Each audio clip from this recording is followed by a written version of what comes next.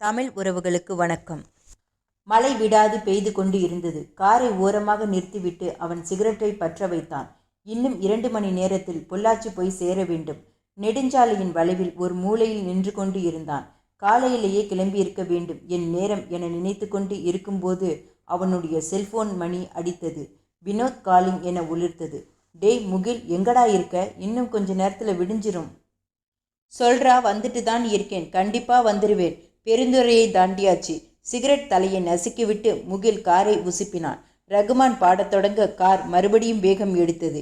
வெளியில் மழை இன்னும் விடுவதாக தெரியவில்லை. வைப்பரை ஆன் செய்தான். இடம் பிடிச்சாங்க பார், எங்கேயோ ஒரு மூலையில். இப்போதான் சென்னையில் வீடு வாங்கி செட்டில் ஆயாச்சே. சென்னையில் இல்லாத இடமா பார்ட்டி பண்ண? ஆஃபீஸில் லீவ் வாங்குறதுக்குள்ள மானமே போகுது. இதில் மதுக்கிட்ட வேற பொய் சொல்லணும்.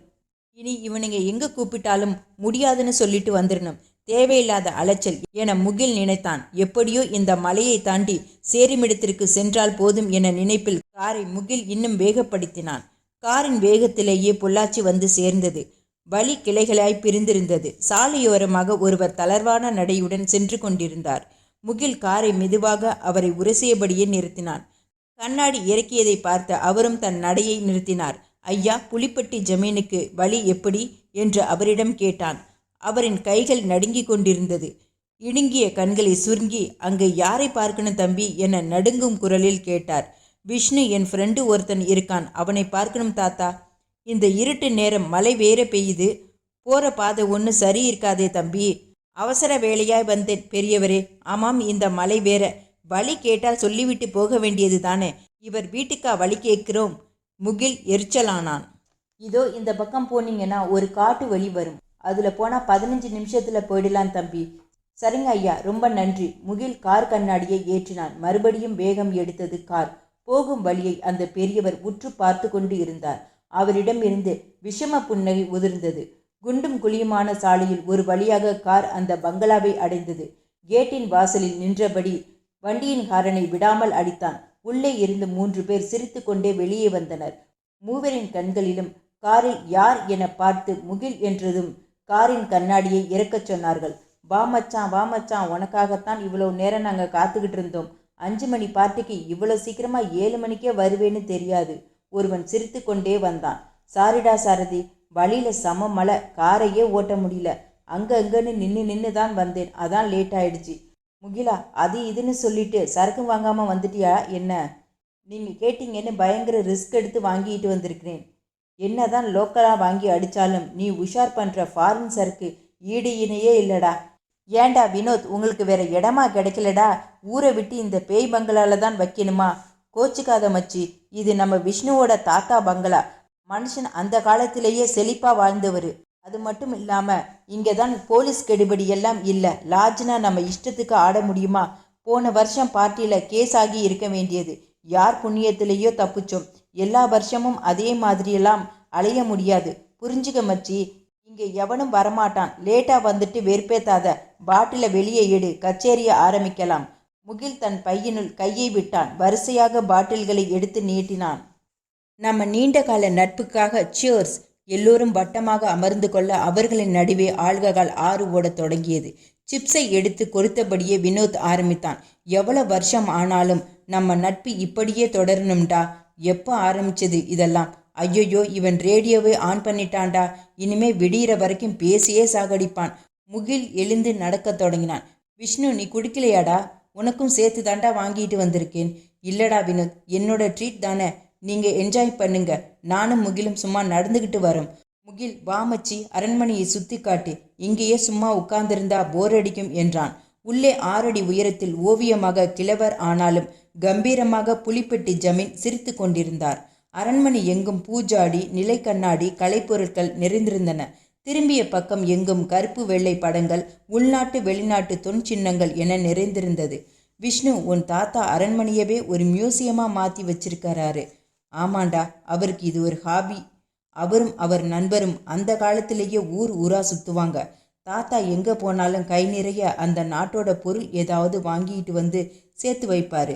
அந்த காலத்திலேயே அவர் போகாத நாடுகளை விரல் வெட்டி எண்ணிடலாம். நான் சின்ன பையனா இருக்கும்போது இங்கே கூட்டிகிட்டு வந்து கதை கதையாக சொல்லிட்டு இருப்பார்.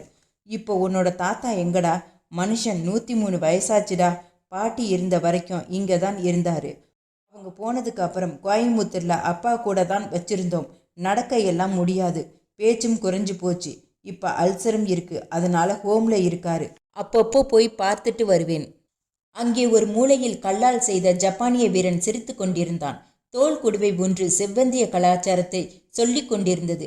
சிலைகள், தட்டுகள், பொம்மைகள் என மொத்த உலகமுமே ஏதோ ஒரு வகையில் அங்கு இருந்தது.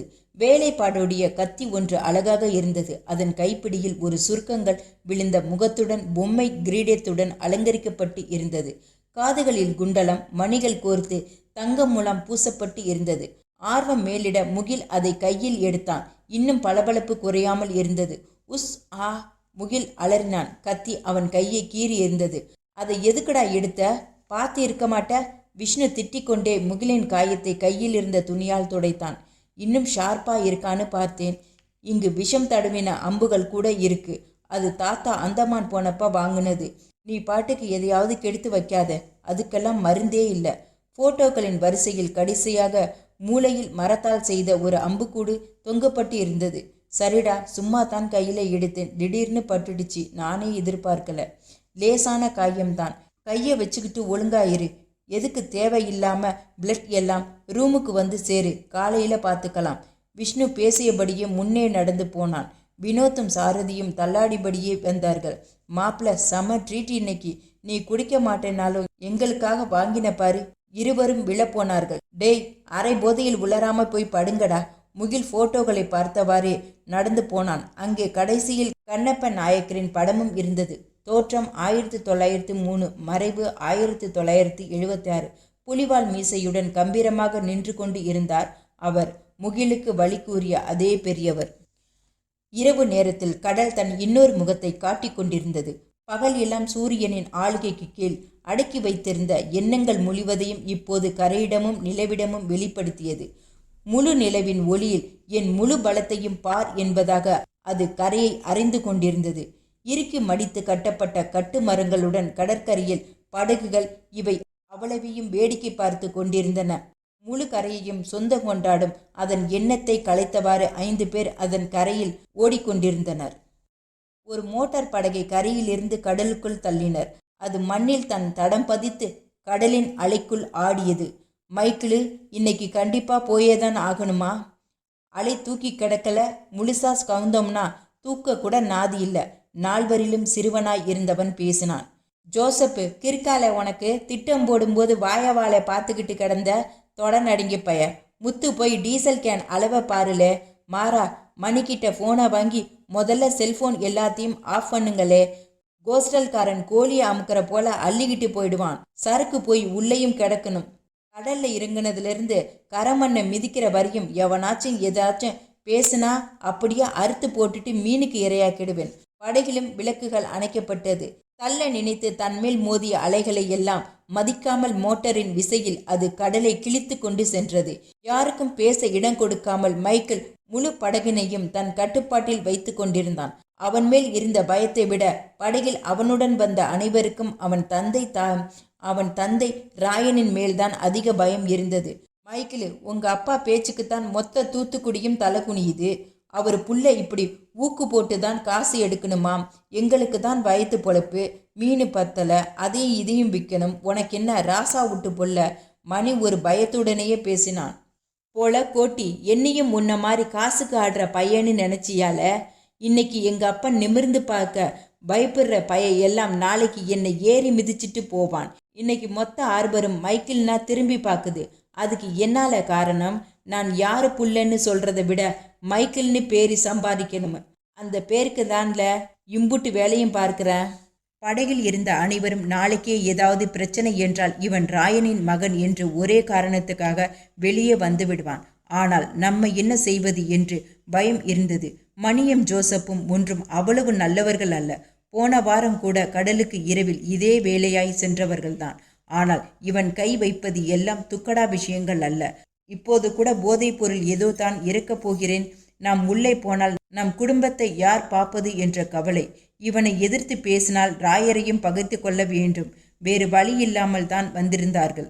முத்து தயங்கி தயங்கி கேட்டான், உங்க ஐயாவுக்கு தெரிஞ்சா என்ன ஆகும்? போகிற போக்கில் கடல் போலீஸு வராங்கன்னு வச்சுப்போம். ராயம் போட்டுன்னு எவன் கேட்பான்? எங்கள் அப்பனுக்கு தெரியாமல் இன்னைக்கு சுலுவா வச்சிருக்கேன், ஓட்டுங்களை பேசாம.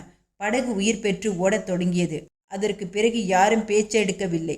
படகும் பாதி தூரம் வந்தாயிற்று. இனி பாதிப்பில்லாமல் கரை சேர என்ன வழி என்றுதான் யோசிக்க முடியும் என்ற மனநிலைக்கு எல்லோரும் வந்திருந்தனர். கடலிலுள் சில தூரம் சென்ற பின் மைக்கேல், அந்த மெதவா பக்கமா போங்களே, பொட்டி அங்கதான் விழும். மாறனை இறக்கி விடுங்க, அவனும் கத்துக்கிறட்டும் என்றான். மாறன் தன் உடைகளை களைட்டு வளைந்த கொக்கி ஒன்றினை கையோடு எடுத்து குதிக்க தயாரானான். அலைகள் படகை முன்னும் பின்னும் இழுத்து தள்ளியது. மிதவை ஒன்றின் அருகில் நின்று கொண்டு அடுத்த படகின் வருகைக்காக காத்திருக்க தொடங்கினர். தங்கள் இருப்பை காட்டிக்கொள்ள கடல் மிதவை போல் மின்னும் விளக்கை எரிய விட்டான். 10-20 நிமிடங்கள் கழித்த பின்னர் தொலைவிலிருந்து வெண்புள்ளியாய் படகு ஒன்று வந்து சேர்ந்தது. அதிலிருந்து ஒருவன் டார்ச் லைட்டை அடித்து வெளிச்சம் காட்டினான். பதிலுக்கு இவர்கள் படகில் இருந்தபோது சமிக்ஞை வெளியாவதை உறுதிப்படுத்தி கொண்டு மரப்பெட்டி ஒன்றை மிதவையுடன் சேர்த்து கட்டி கடலுக்குள் தள்ளினர். பின்பு படகு தன் வந்த திசையிலேயே திரும்பி சென்றது. வெற்று உடம்புடன் நின்றிருந்த மாறன் குளிர் வெடவெடுத்து போயிருந்தான். புதில கோழி மாறி வெடவெடுத்து நிற்கான். மைக்கேல் முதுகில் தட்டினான். தலையில் மூச்சு விட முகமூடியை மாட்டி மாறன் கடலுக்குள் குதித்தான். படகில் இருந்து வெளிச்சம் பார்த்து கடலில் ஆடிக்கொண்டிருந்த பெட்டியை மாறன் இழுத்தான். தன் முதுகில் இருந்த கொக்கியை மாட்டி கையை தூக்கி சைகை செய்தான். மரப்பெட்டி மாறனுடன் படகை வந்து சேர்ந்தது. படகின் அடி அறையில் வைத்து ஜோசப் பெட்டியை பிரித்தான். வெள்ளை வெள்ளையாய் பொட்டலங்கள் அடுக்கி வைக்கப்பட்டு இருந்தன. லே மக்கா, சரியா இருக்குலே, டெக்குக்கு அடியில வச்சிருக்கேன், கரையில பிரிச்சுப்போம், போட்டை திருப்புங்களே. முத்து தெர்மாக்கோல் பெட்டியை வைத்து மூடினான். பார்ப்பதற்கு ஐஸ் எடுத்து செல்வது போன்ற பாவனையில் இருந்தது. மைக்கேல் இப்பொழுதுதான் தெளிவானான். கையில் வைத்திருந்த சாராயத்தை ஒரு மடக்கு ஊற்றி கொண்டான். கரையில் எவ்வளவு பங்கு பிரிக்கலாம், எப்படி விற்கலாம் என்று அவன் மனது இப்போதைக்கு கணக்கு போட தொடங்கியது. கரைக்கு படகு வந்து சேர்ந்தது. வலையில் சுற்றி பெட்டியை தனியாக கொண்டு வந்தனர். கரையில் அனைத்திற்கும் சாட்சியாய் நிலைவை தவிர வேறு யாரும் இல்லை. மணி, மைக்கேல், ஜோசப், முத்து நால்வருக்கும் பங்கு பிரித்து முடிவானது. இவ்வளோ சரக்கு இதுக்கு முன்னாடி எடுத்ததே இல்லை. சூதனமா விற்கணும், எவனும் மாட்டிக்காம இருக்கணும். பார்த்து போங்களே. மாறா, நீ மணி கூட சேர்ந்து கத்துக்க. அடுத்த இறப்புல உனக்கும் பங்கு தரம். இப்போதைக்கு இதை வை. அவன் கையில் 500-2000 ரூபாய்களை மைக்கேல் திணித்தான். மாறன் அதை வாங்கி கொண்டு கிளம்பினான். எல்லாரும் சுற்றுமுற்றும் பார்த்துவிட்டு ஆளுக்கு ஒரு திசையில் நடக்க தொடங்கினார்கள். மொத்தம் 2 கிலோ ஹெராயின், 100 கிராமா 20 பொட்டலங்களிலிருந்து ஆளுக்கு பங்கு பிரித்தது போக மைக்கேலின் கையில் 7 பொட்டலங்கள் இருந்தன. 50 லட்சம் பெருமானம் இருக்கும். போன முறை போல் 1 லட்சம் 2 லட்சம் எல்லாம் இல்லை. இனி இதை வழக்கமாக்கி கொண்டு இந்த பிராந்தியத்தில் கடத்தக்காரர்களின் நடுவே ஒரு பேர் பெற்றுவிட்டால் பிறகு அரசியல் ஆள்பலம் எல்லாம் தானாக வரும். மைக்கேல் தனக்கு தானே பேசிக்கொண்டான். இந்த பயலுவ எங்க இதை வச்சு பொழைக்க போறானுவ? வழக்கம் போல தாசுகிட்ட கொடுத்து ஆளுக்கு 50,000 வாங்குவானுங்க. பொழைக்க தெரியாத பயலுவ. ஆனா இவனுங்க இப்படி இருக்கிற வரைக்கும் தான் நம்ம பொழைக்க முடியும். இதை நேராக தூத்துக்குடி டவுன் பக்கம் கொண்டு போனா கோடி கணக்கில் புரட்டிட மாட்டேன். இரவோடு இரவாக நல்ல இடம் பார்த்து மறைத்து வைக்க வேண்டும். 10 நாட்களுக்குள் நல்ல விலை பேசி கைமாற்றி விட வேண்டும். குட்டியா போட போகிறது. மைக்கேல் திரும்பி திரும்பி பார்த்தபடியே நடந்து போனான். பாலடைந்த சுவர் ஒன்று வந்தது. அதன் மூலையில் இருந்த கல்லை பெயர்த்து எடுத்தான். பொந்து போன்ற இடம் தென்பட்டது. வழக்கமாய் வைக்கும் அதே இடம். பொட்டலங்களை ஒரு பாலித்தீன் பையில் சுற்றி உள்ளே வைத்து மறுபடியும் கல்லை வைத்து மூடினான். யாரும் பார்க்கவில்லை என உறுதிப்படுத்தி கொண்டான். செல்போனை உயிர்ப்பித்தான். 2 நிமிடங்கள் சோம்பல் முறித்து பளீரென முகத்தை காட்டியது. தவறி அழைப்புகள் 20 என காட்டியதும் ஒரே நிமிடத்தில் வேர்த்தது. அப்பாவுக்கு மட்டும் தெரிந்தால் அவ்வளவுதான். போன முறை வலை தகராறில் மாட்டிய போதே திருக்கை வாளால் விலாச வந்தார். 2 தெரு தள்ளிதான் வீடு. தெருவில் அனைத்து விளக்குகளும் அணைந்து போயிருக்க அவன் வீட்டு விளக்கு மட்டும் இன்னும் எரிந்து கொண்டிருந்தது. இன்னைக்கு என்ன சொல்லி சமாளிக்கப் போகிறோம் என்றே தெரியவில்லை. பார்த்து கொள்ளலாம் என தைரியத்தை வரவழைத்து கொண்டு வீட்டு வாசல் படியை அடைந்தான். என்னாலே துரை எங்க திரிஞ்சுக்கிட்டு வராவான்? ராயர் வாசலிலேயே மறுத்து கேட்டார். சுரேஷ் வீட்டிலிருந்து வரான். பேச பேச பளிரென்று கன்னத்தில் ஒரு அறை விழுந்தது. பொறி கலங்கி உலகமே எதிர் திசையில் சுழலுவதாக பட்டது. பூனை பிடித்து கொண்டு மைக்கேல் நின்றான். வாயினுள் கரிப்பாக ரத்தம் எட்டியது. எல இப்போதான்ல அவன் வீட்டில் அவனை பார்த்துட்டு வர்றேன். தாயில்லா புள்ளன்னு பார்த்து பார்த்து வளர்த்துனா ஊர் முன்னாடி மானத்தை கெடுத்துட்டு சுத்திரியால. செயல பார்த்து ஒரு மாதம் கூட முடியலை. அடங்கி வீட்டில் கடுன்னு சொன்னால் பம்பா இழுத்துட்டு வர. காசை கொட்டி கொட்டி படிக்க வச்சேன்ல, படிக்காமல் கிறுக்குத்தனம் பண்ணிக்கிட்டு சுத்தினப்பவே வெட்டி இருக்கணும். என் தப்பு தான் அடித்து கொண்டே ஓய்ந்து போய் உட்கார்ந்தார். விடுங்க ராயரே, சின்ன பையன் சொன்னா கேட்டுக்கிருவான். ஏதோ வயசு கோளாறு திரியிறான். நான் சொல்லிக்கிறேன், நீங்க விடுங்க. ஏற்கனவே ரத்த கொதிப்பு சர்க்கரைன்னு 1000 இருக்கு. மனக்கவலையை வேற ஏத்துக்கிறீங்க? உடம்பு எம்புட்டு தான் தாங்கும். இந்த ஜெரால்டு தன் பேரை சொல்றானோ இல்லையோ, மைக்கேல் பேரை சொல்லி கர்த்தர்கிட்ட வேண்டாத நாளே இல்லை. தன் நெற்றி சுருக்கங்களை நீவிக்கொண்டே ஃபாதர் பேசினார். இவருக்கு ஏன் என் மேல் இவ்வளவு கரிசனம் என்று தெரியவில்லை. இவர் ஒருவரின் பேச்சுக்குத்தான் அப்பா கட்டுப்படுகிறார். இவர் மட்டும் இல்லை என்றால் அப்பாவிடம் அடிவாங்கியே சித்திருக்க வேண்டும். வளர்ந்த பிள்ளையைப் போல நடத்துகிறாரா என்ன? சீக்கிரம் இவரை விட வளர்ந்து காட்ட வேண்டும். நல்ல வேளையாக படகையும் எடுத்து போன விஷயம் தெரியாமல் போனதை எண்ணி மைக்கேல் நிம்மதி அடைந்தான். இருவர் பேசுவதையும் பார்த்து கொண்டே வீட்டுக்குள் போனான். அதை இருவருமே கவனித்தார்கள். ராயர் எதுவும் பேசவில்லை. புள்ள சாப்பிட்டு இருப்பானோ? ஃபாதர் பசி தாங்க மாட்டான். இவ்வளோ பாசத்தையும் வச்சுக்கிட்டு ஏன் அவனை அவ்வளவு கண்டிப்பாக வளர்க்குறீங்க ராயரே? என்னை விடுங்க ஃபாதர். எனக்கு என்ன, நான் வாழ்ந்து முடிச்சிட்டேன். நாளைக்குன்னாலும் நான் போகிறதுனா அப்படியே கண்ணை மூடிடுவேன். ஆனால் தாயில்லாமல் இந்த பிள்ளையை யார் பார்த்துக்கிருவா? அந்த பயந்தேன். ஒரு கல்யாணத்தை பண்ணி வைக்கலாம்னா பொறுப்பாவா இருக்கான்? இவனை நம்பி நானே எந்த வீட்டு படியும் ஏற முடியல. பயப்படாதீங்க ராயரே, கர்த்தர் எல்லோரையும் ரட்சிப்பார். பையனை பற்றி குறைவா மதிக்காதீங்க. பெருசா வருவான். இப்போ ஏதோ சேர்க்கை சரியில்லைன்னு இப்படி சுத்திக்கிட்டு இருக்கான். சொல்றத முறையா சொன்னா எந்த புள்ள தான் மறுக்க போகுது? ஏதோ நீங்க ஒவ்வொரு வாட்டியும் வந்து பேசுறது தான் எனக்கு கொஞ்சம் நிம்மதியா இருக்கு. அடிக்கடி வீட்டுக்கு வந்துட்டு போங்க ஃபாதர். ஊரே எனக்கு நடுங்குது. எனக்கு இப்படி ஒரு புள்ள. அந்த மவராசி எப்பயோ கண்ணை மூடிட்டா. ஆண்டவா! ராயர் பேசிக்கொண்டே மாத்திரையை விழுங்கினார். இப்பொழுதுதான் அவருக்கு கொஞ்சம் ஆஸ்வாசமானது. மேல் உச்சி வாங்கியபடி நெஞ்சை நீவி விட்டு கொண்டார். ஃபாதருக்கும் கிளம்பலாம் என தோன்றியது. ராயரிடம் சொல்லிக்கொண்டு ஜபமாலையும் பைபிளுமாக சாலையில் நடந்தார். ராயர் அப்படியே ஊஞ்சலில் தலையை சாய்த்தார். மறுநாள் கடலை கிழித்து கொண்டு சூரியன் சோம்பல் முறித்தான். மைக்கேல் கண்ணை கசக்கி கொண்டு தன் அறையை விட்டு வெளியே வந்தான். ராயர் அதிகாலையிலேயே மீன் நிலவரம் பார்க்க மார்க்கெட்டுக்கு சென்றிருந்தார். சமையல்காரி தன் வேலையெல்லாம் முடித்துவிட்டு கையை துடைத்தபடியே வந்தாள். ஐயா, நெத்திலி குழம்பும் விராலும் வச்சிருக்கேன். பாத்திரம் எல்லாம் கழுவியாச்சு. வேறு ஏதாவது செய்யணுமாங்க ஐயா? இல்லை, நீ கிளம்பு. பெரியப்பா கிட்ட சொல்லிருங்க ஐயா, நாளைக்கு நான் வரேன். அவள் கிளம்பினாள். குழம்பு மனம் தூக்கலாக வந்தது. நன்றாக சாப்பிட்டு விட்டு மறுபடியும் தூங்க போகலாம் என மைக்கேல் நினைத்தான். கையில் ஒரு சொம்பில் தண்ணீர் எடுத்துக்கொண்டு வெளியே வாய் கொப்பளித்தான். வெயில் சுள்ளீர் என அடித்தது. கண்களை கூசச் செய்தது. பின்னால் இருந்து யாரோ கொத்தாக பிடித்தனர். மைக்கேல் திமிரியபடியே திரும்பி பார்த்தான். காக்கி உடையில் 4 போலீஸ்காரர்கள் நின்றிருந்தனர். மைக்கேல் மிரட்சியுடன் அவர்களை பார்த்தான்.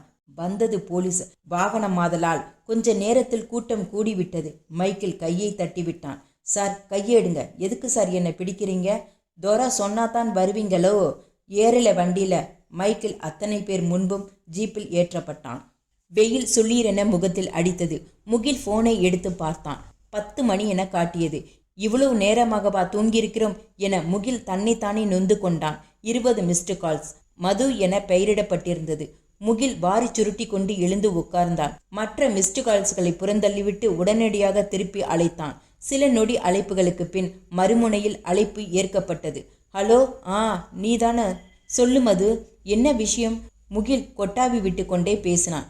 ஏங்க இவ்வளவு நேரம் எடுக்கல? விடிய விடிய கால் பண்ணியிருக்கேன். நான் ரொம்ப பயந்துட்டேன் தெரியுமா? சரி, என் ஞாபகம் தான் இல்லை, குழந்தைங்க ஞாபகம் கூடவா இல்லாமல் போச்சு? பெரியவா உங்களுக்கு குட் நைட் சொல்லுவீங்கன்னு முழிச்சுக்கிட்டே இருந்தா. சாரி மது, நேத்திக்கு இங்கே வர்றதுக்கே மணி 12 மணி ஆயிடுச்சு. அதான் அப்படியே டயர்டாகி தூங்கிட்டேன். இன்னைக்கு ஈவினிங் கிளம்பிடுவேன். நாளைக்கு காலையில் அங்கே இருப்பேன் மது. நீனு குழந்தைங்க எல்லாம் சாப்பிட்டாச்சா? மணி 10 போகுது. இன்னுமா சாப்பிடாம இருப்போம்? சாப்பிட்டுட்டு பெரியவளும் சின்னவனும் பக்கத்து காம்பவுண்டுக்கு விளையாட போயிட்டாங்க. நான் தான் உங்களை காணும்னு பார்த்துக்கிட்டே இருந்தேன். சரி, நான் அப்புறம் கூப்பிடுறேன், பாய் என்று காலை கட் செய்தான். எல்லோரும் உறங்கிக் கொண்டு இருந்தார்கள். அவன் காயத்தை பார்த்தான். ரத்தம் உறைந்து கரிஞ்சுவப்பாகி காய்ந்து விட்டிருந்தது. வலியும் ஏதும் இருப்பதாக தோன்றவில்லை. முகில் அதை உறுதிப்படுத்துவதற்காக ஒரு முறை அழுத்தி பார்த்தான். ஐயா, யாராவது இருக்கீங்களா? வாசலில் சத்தம் கேட்டது. முகில் எழுந்து போனான். வெளியே கையிலியுடன் முண்டா பனியனுமாக ஒருவர் நின்று கொண்டிருந்தான். முகிலை பார்த்ததும் தோளில் கிடந்த துண்டை எடுத்து கையிடுக்கில் வைத்து கொண்டான். கையில் பெரிய கேரியர் இருந்தது. அவன் மூச்சு பிடித்த கேரியரை எடுத்து வீட்டின் வாசலில் வைத்தான். சின்னையா இல்லைங்களா? உங்க சின்னையா தூங்குறாரு. என்ன ஏதாவது விஷயமா? பெரியப்பா சாப்பாடு கொடுத்துட்டு வர சொல்லியிருந்தாரு. சாயங்காலம் மறக்காம ஐயனார் கோயிலுக்கு வர சொன்னாரு. வந்துடலாம். கேரியர்ல என்ன கொடுத்து விட்டுருக்காங்க? வீட்டுக்குள்ள கொண்டு போய் வச்சுட்டு போ. காலையில ஆடு அடிச்சாங்க ஐயா. கறி குழம்பு தான் இருக்கும். வேற உள்ள என்ன இருக்குன்னு தெரியல. தப்பா நினைச்சுக்காதீங்க ஐயா. நாங்க உள்ள வந்தோம்னு தெரிஞ்சா பெரியப்பா தோலை உரிச்சிருவார். வேற ஏதாவது தேவைன்னா குரல் கொடுங்க. நான் இந்த தோப்புல தான் வேலை பார்த்துக்கிட்டு இருப்பேன். உடனே வந்துடுவேன். அவன் மறுபடியும் ஒரு கும்பிடு வைத்து கொண்டு வெளியேறினான். டேய், எல்லோரும் எந்திரிச்சு சாப்பிடுங்கடா. ஏதோ கோயிலுக்கு போகணுமா? விஷ்ணு அப்பா சொல்லி ஆள் அனுப்பி விட்டுருக்காரு. நாம லேட்டா போனா அப்புறம் தண்ணி அடிச்சிட்டு தான் கிடக்கிறோம்னு கண்டுபிடிச்சிருவார். முகில் எழுப்பினான். போதை தெளியாமல் எல்லோரும் புரண்டு புரண்டு படுத்தனர். முகில் ஒருவராக எல்லோரையும் எழுப்பினான். எல்லோரும் எழுந்து சாப்பிட்டு விட்டு ஜீப்பில் ஊர் சுற்ற கிளம்பினார்கள். கிராமம் முழுவதும் பச்சை வயல் பொருத்தப்பட்டு இருந்தது. வயலும் தோப்பும் மண் வாசனையும் ரசித்து கொண்டே சென்றனர். காரை ஒருபுறம் நிறுத்திவிட்டு வாங்கடா நடந்து போகலாம். விஷ்ணு அழைத்து சென்றான். பம்பு செட்டில் குளியல். இளநீர் குடித்துவிட்டு தோப்பிலேயே உறங்கி எழும்போது மணி 5 இருந்தது. எல்லோரும் கிளம்ப தயாராயினர். விஷ்ணு, இங்கே ஒரு ஐயனார் கோயில் இருக்கு, போகலாம் பாருங்களாடா. முகில், இல்லடா, ஊருக்கு போகணும். மது வேற கூப்பிட்டுக்கிட்டே இருக்கா. எனக்கு பெருசா நம்பிக்கை இல்லை. 5 மணி தானே ஆச்சு. 7 மணிக்கெல்லாம் கிளம்பிடலாம். இவ்வளவு தூரம் வந்துட்டு இப்ப போனினா அப்பா சங்கடப்படுவாங்க. என்னடா அப்பா சென்டிமெண்ட் அது இதுங்கிற? சரி, அப்பாவுக்காக சீக்கிரம் முடிச்சிட்டு கிளம்பிடலாம். 10 அடி உயரத்தில் ஐயனார் சிலை. சுத்தியும் ஆளுயர அரிவாள் வைக்கப்பட்டு இருந்தது. அங்கங்கே மலர்களால் அலங்காரம் செய்யப்பட்டு இருந்தது. வாங்க தம்பிகளா, நல்லா இருக்கீங்களா? விஷ்ணுவின் அப்பா வரவேற்றார். வயதான முடி இன்னும் கருமையாக இருந்தது. தொப்பையை மறைத்து தோல் துண்டை தொங்க விட்டிருந்தார். கழுத்தில் தொங்கிய புலிச்சங்கிலி எப்படியும் 10 பவுன் தேரும் போல் இருந்தது. நல்லா இருக்கும் அங்கிள். 4வரும் தலை அசைத்தனர். என்ன திடீர்னு கோவில் படையல் எல்லாம்? இவனுக்கு அப்படியே பொண்ணு பார்த்துட்டீங்களா? சாரதி கேட்டான். அதெல்லாம் இல்லப்பா, இவன் நல்லபடியா வெளிநாடு போனா படையல் போடுறதா வேண்டியிருந்தோம். அதான் இன்னைக்கு நாள் பார்த்து வச்சோம். அதுக்கப்புறம் இவன் கிளம்பி போயிட்டானா எப்போ வருவான்னு யாருக்கு தெரியும்? வேண்டுதல் நின்று போயிடக்கூடாதுல்ல. இது கொஞ்சம் துடியான சாமி வேற. ஆரம்பிச்சிடலாங்களா ஐயா? பூசாரி பூஜையை தொடங்கினார். வேண்டியதெல்லாம் இருக்கிறதா என ஒரு முறை பார்த்து கொண்டார். பூ, பழம், அருவாள், சாராய பாட்டில், சுருட்டு இவைகளோடு நாட்டுக்கோழி ஒன்றும் ஒரு மூங்கிலில் கட்டி தொங்க வைக்கப்பட்டு இருந்தது. அது அடிக்கடி தன் சிறகை படபட என அடித்து கொண்டது. உடுக்கை அடித்து பாடத் தொடங்கினார். 4 திசை நடுநடுங்க, நாட்டு மக்கள் குளம் துளங்க, நீயே காவல்னு நம்பி கிடக்கும் வேல்கம்பு, வீச்சருவா, வெள்ளக்குதிரை இவையோடு நாங்களும் உந்தன் சொத்து, நலம் பெறவே வருவாய் எங்கள் ஐயா. வெள்ளாம செஞ்சு வச்ச மொத்த நெல்லு, வேண்டி வச்ச படையல் வெள்ளாட்டுக்கறி, விருந்தென காத்து கிடக்கு ஐயனாரே வாருமையா. பாடியபடியே கோழியின் கழுத்தை அறுத்து பலி கொடுத்தார். அதன் இரத்தத்தை எடுத்து எலும்புச்சம்பழத்தில் தடவினார். அதனை நான்காக அறுத்து திசைக்கொன்றாக எறிந்தார். கண்களை மூடி தியானத்தில் ஆழ்ந்தார். ஏய், பூசாரி நாக்கி துருத்தியபடி அருள் வந்து ஆடத் தொடங்கினார். அதுவரை நின்று கொண்டிருந்த விஷ்ணுவும் அவன் அப்பாவும் சாமி என பூசாரி காலில் விழுந்தனர். தோளில் இருந்த அவர் துண்டு அடுத்த நொடியை இடுப்பில் எடுத்து கட்டி கொண்டார். உன் மகன் என் மகனடா. அவனை நான் அனுப்பி வைக்கிறேன்டா, போ. சரிசாமி, சரிசாமி, உங்களை நம்பித்தான் இருக்கும். நீங்க தான் காப்பாற்றணும். இருவரும் மிகவும் பவ்யமாய் பூசாரி காலில் விழுந்தனர். ஆனால் அதனை அவர் சட்டை செய்ததாகவே தெரியவில்லை. ஆக்ரோஷமாக ஆடிக்கொண்டிருந்தார். சொன்னபடியே பூச வச்சிட்ட. ரொம்ப திருப்திடா, ரொம்ப திருப்தி. என் ஆசிர்வாதம் உனக்கு என்னைக்கும் உண்டு. நான் காப்பாத்துறேன்டா உங்களெல்லாம். எல்லோரும் போய் பூசாரியின் காலில் விழுந்தனர். டே முகில், நீயும் விழுடா. தப்பா நினைச்சுக்க போறாங்க. எல்லாரும் விழுகிறப்ப நீ மட்டும் நின்னா மரியாதையாவா இருக்கும்? வினோத் இழுத்தான். டே, எனக்கு தான் நம்பிக்கை இல்லைன்னு தெரியும் தானே, அப்புறம் எதுக்கு என்னை இழுக்கிற? முகில் வேண்டா வெறுப்பாய் அவர் பக்கத்தில் போனான். சாமி, இவனுக்கு ஒரு வாக்கு சொல்லுங்க. பூசாரி முகிலின் கண்ணையே பார்த்தார். அவர் முகம் மாறத் தொடங்கியது. தலையை இடவளமாக ஆட்டினார். சிலித்து கொண்டார். வாடா மகனே. என்னடா கேட்டா? வாக்கா? இனிமே நான் சொல்ல ஒன்றும் இல்லடா. மறுபடியும் நீயே வருவ. என்னை தேடி நீயே வருவ. வாசல்ல நிக்கிறடா நீ. வழி தெரியுதா? இருட்டு தெரியுதா? மேலே எதையோ வெறித்து நோக்கினார். அவரின் கண்கள் கோபத்தில் சிவந்தது. கைகள் இரண்டையும் வானத்தில் எதையோ விரட்டுவது போல் வீசினார். திடீரென எதையோ துரத்துவது போல் எழுந்தார். தட்டில் விபூதி நிரப்பி வைக்கப்பட்டிருந்தது. அதை எடுத்து வானத்தின் நோக்கி வீசினார். குங்குமத்தை எடுத்து வீசினார். காற்றின் நிறத்தை அது இரத்த சிவப்பாக மாற்றியது. என்ன தைரியம் இருந்தா என் பக்கத்திலேயே வருவ? பூசாரி மண்ணை நாலா பக்கமும் வாரி எறிந்தார். நாக்கை துருத்தி முறைத்து பார்த்தவாறே இருந்த அவரது கண்கள் திடீரென சொருகிய நிலையில் மாறா அப்படியே மயங்கி விழுந்தார். முகிலுக்கு எதுவும் புரியவில்லை. அவன் அவரையே வெறித்து பார்த்து கொண்டிருந்தான். ஜீப் போலீஸ் ஸ்டேஷனில் சீரிட்டு நின்றது. பின் கதவு திறந்து மைக்கிளை கீழே இறக்கினர். இன்ஸ்பெக்டர் அவன் கழுத்தை பிடித்து தள்ளினார். டேபிளின் மேல் கையை வைத்து நின்றான். திரும்பிய இன்ஸ்பெக்டரையே முறைத்தான். பளிரென ஒரு அறை விட்டார். என்னையே முறைக்கிறியாலே பொட்டலம் கடத்துற கூவ, இந்த முறை உங்க அப்பன் என்ன அந்த கடவுளே வந்தாலும் உன்னால வெளியே வர முடியாதுல்லே. உங்க 2 பேரு ஆட்டத்தையும் இந்த ஒரே கேஸ்ல அடக்க போறேன் பாருலே. எலே ஏட்டு, இவங்கிட்ட கையெழுத்து வாங்கிக்கிட்டு புடிச்சு செல்லுல போடுலே. சாயங்காலம் உரிச்சு புடுறேன் சார். பழசையெல்லாம் மனசுல வச்சு இப்படி புடிச்சு உள்ள வச்சிட்டீங்கல்ல, வெளியில வருவேன். அப்போ மொத்த கணக்கையும் தீர்த்துடுறேன். இன்னைக்கு உங்க காட்டுல மழை, ஆடிக்குங்க நல்லா. ஏட்டு மைக்கிளை செல்லுனுள் அடைத்து பூட்டினார். இது ஒன்றும் அவனுக்கு புதிதல்ல. போன மாதம் கூட மார்க்கெட்டில் ராயரை எதிர்த்து பேசினார் என்று 2 பேரை அடித்து உள்ளே வந்து இருந்தான். ராயரின் செல்வாக்கால் கேஸ் கோர்ட்டு வரை கூட போகவில்லை. செல்லுனுள் வைத்த 1 மணி நேரத்தில் வெளியே வந்து விட்டான். புகார் கொடுத்தவர்களை வந்து திரும்பி பெற்று கொண்டதால் அந்த கேஸ் ஒன்றும் இல்லாமல் ஆகிவிட்டது. அப்போதிலிருந்து தன்மேல் இந்த இன்ஸ்பெக்டருக்கு ஒரு கண் இருந்ததை மைக்கேல் அறிவான். அதையெல்லாம் அசை போட்டபடியே சுவற்றில் சாய்ந்து அமர்ந்தான். அங்கே இன்னொரு உருவன் இருந்தான். எங்கேயோ பார்த்த உருவம் போல் இருந்தது. யாராயிருக்கும் என யோசித்தான். ஏற்கனவே நன்றாக அடித்து துவைத்திருந்தனர். கிழிந்த துணியை ஒரு மூலையில் சுற்றி வைத்திருந்தது போல் அந்த உருவம் கிடந்தது. இது கண்டிப்பாக அந்த இன்ஸ்பெக்டரின் வேலைதான். நம்மேல்தான் பகை என்று நினைத்தால் வேறு யாரையோ அடித்து துவைத்திருக்கிறார். எப்படியும் இன்னும் அரை மணி நேரமோ இல்லை 1 மணி நேரமோ, அது வரைக்கும் நேரம் போக வேண்டும். மைக்கேல் மெதுவாக பேச்சு கொடுத்தான். யாரிலே அவன்? மைக்கேலு தெரிந்த குரல். யாராயிருக்கும்? மைக்கேல் பக்கத்தில் போய் தலையை திருப்பினான். மாயா, நீயாலே? நீ எப்படி இவங்கிட்ட மாட்டுன? உனக்கு காசை மட்டும் தானலே கொடுத்து அனுப்பிச்சேன். நீ எப்படில சிக்குன?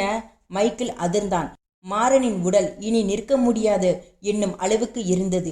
இன்னும் 4 அடி அடித்தால் கூட உயிர் பிழைக்க மாட்டான் போல இருந்தான். சாட்சி தயார் செய்ய இந்த இன்ஸ்பெக்டர் இவ்வளவு தீவிரமாய் இருப்பான் என நினைக்கவே இல்லையே. அவன் உடலெங்கும் ரத்தம் எட்டி பார்த்து கொண்டிருந்தது.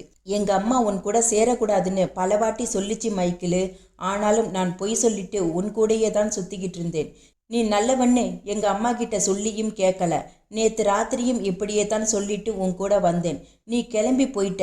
பிறகு நானும் சோசப்பும் ஒன்னா தான் போனோம். வெறும் காசை வச்சுக்கிட்டு ஒன்றும் பண்ணிட முடியாதுன்னு நானும் சோசப்புக்கிட்ட நைஸா பேசி 2 பொட்டலத்தை என் வீட்டுக்கு எடுத்துட்டு போயிட்டேன். எங்க அம்மா ராவோட ராவா பொட்டலத்தை எடுத்து வந்து ஸ்டேஷன்ல கொடுத்துருச்சு. என் பிள்ளைய மிரட்டி விடுங்கன்னு சொல்லவும் அவனுங்க வீட்டிலேருந்து என்னை தூக்கிக்கிட்டு வந்துட்டாங்க. என் அம்மா முன்னாடி நல்லா தான் பேசினாங்க. ஸ்டேஷனுக்கு வந்து அடி பின்னிட்டாங்களே. ஆனால் நான் இப்போ வரைக்கும் உன் பேரை மூச்சு விடலலே. எப்படி உன்னை தூக்கிட்டு வந்தாங்கன்னு சத்தியமாக தெரியலை. அதான் நீ எங்கள் கூட்டாளின்னு உன் அம்மைக்கே தெரியுமில்ல. தொக்கா பிடிச்சிட்டான். விடலை. எங்கள் அப்பா இப்போ வந்துடுவார். நான் உன்னையும் வெளியே கூட்டியாந்துடுறேன்.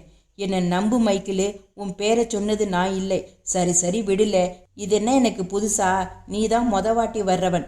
நான் மாசம் வந்துட்டு போயிட்டு இருக்கேன். இதுக்கெல்லாம் நடுங்காதல்லே. நான் ராயரும் அவன் பார்த்துக்கிடலாம். செல்லின் கதவு திறக்கப்பட்டது. சட்டையின் பொத்தான்களை அவிழ்த்தபடியே இன்ஸ்பெக்டர் உள்ளே நுழைந்தார்.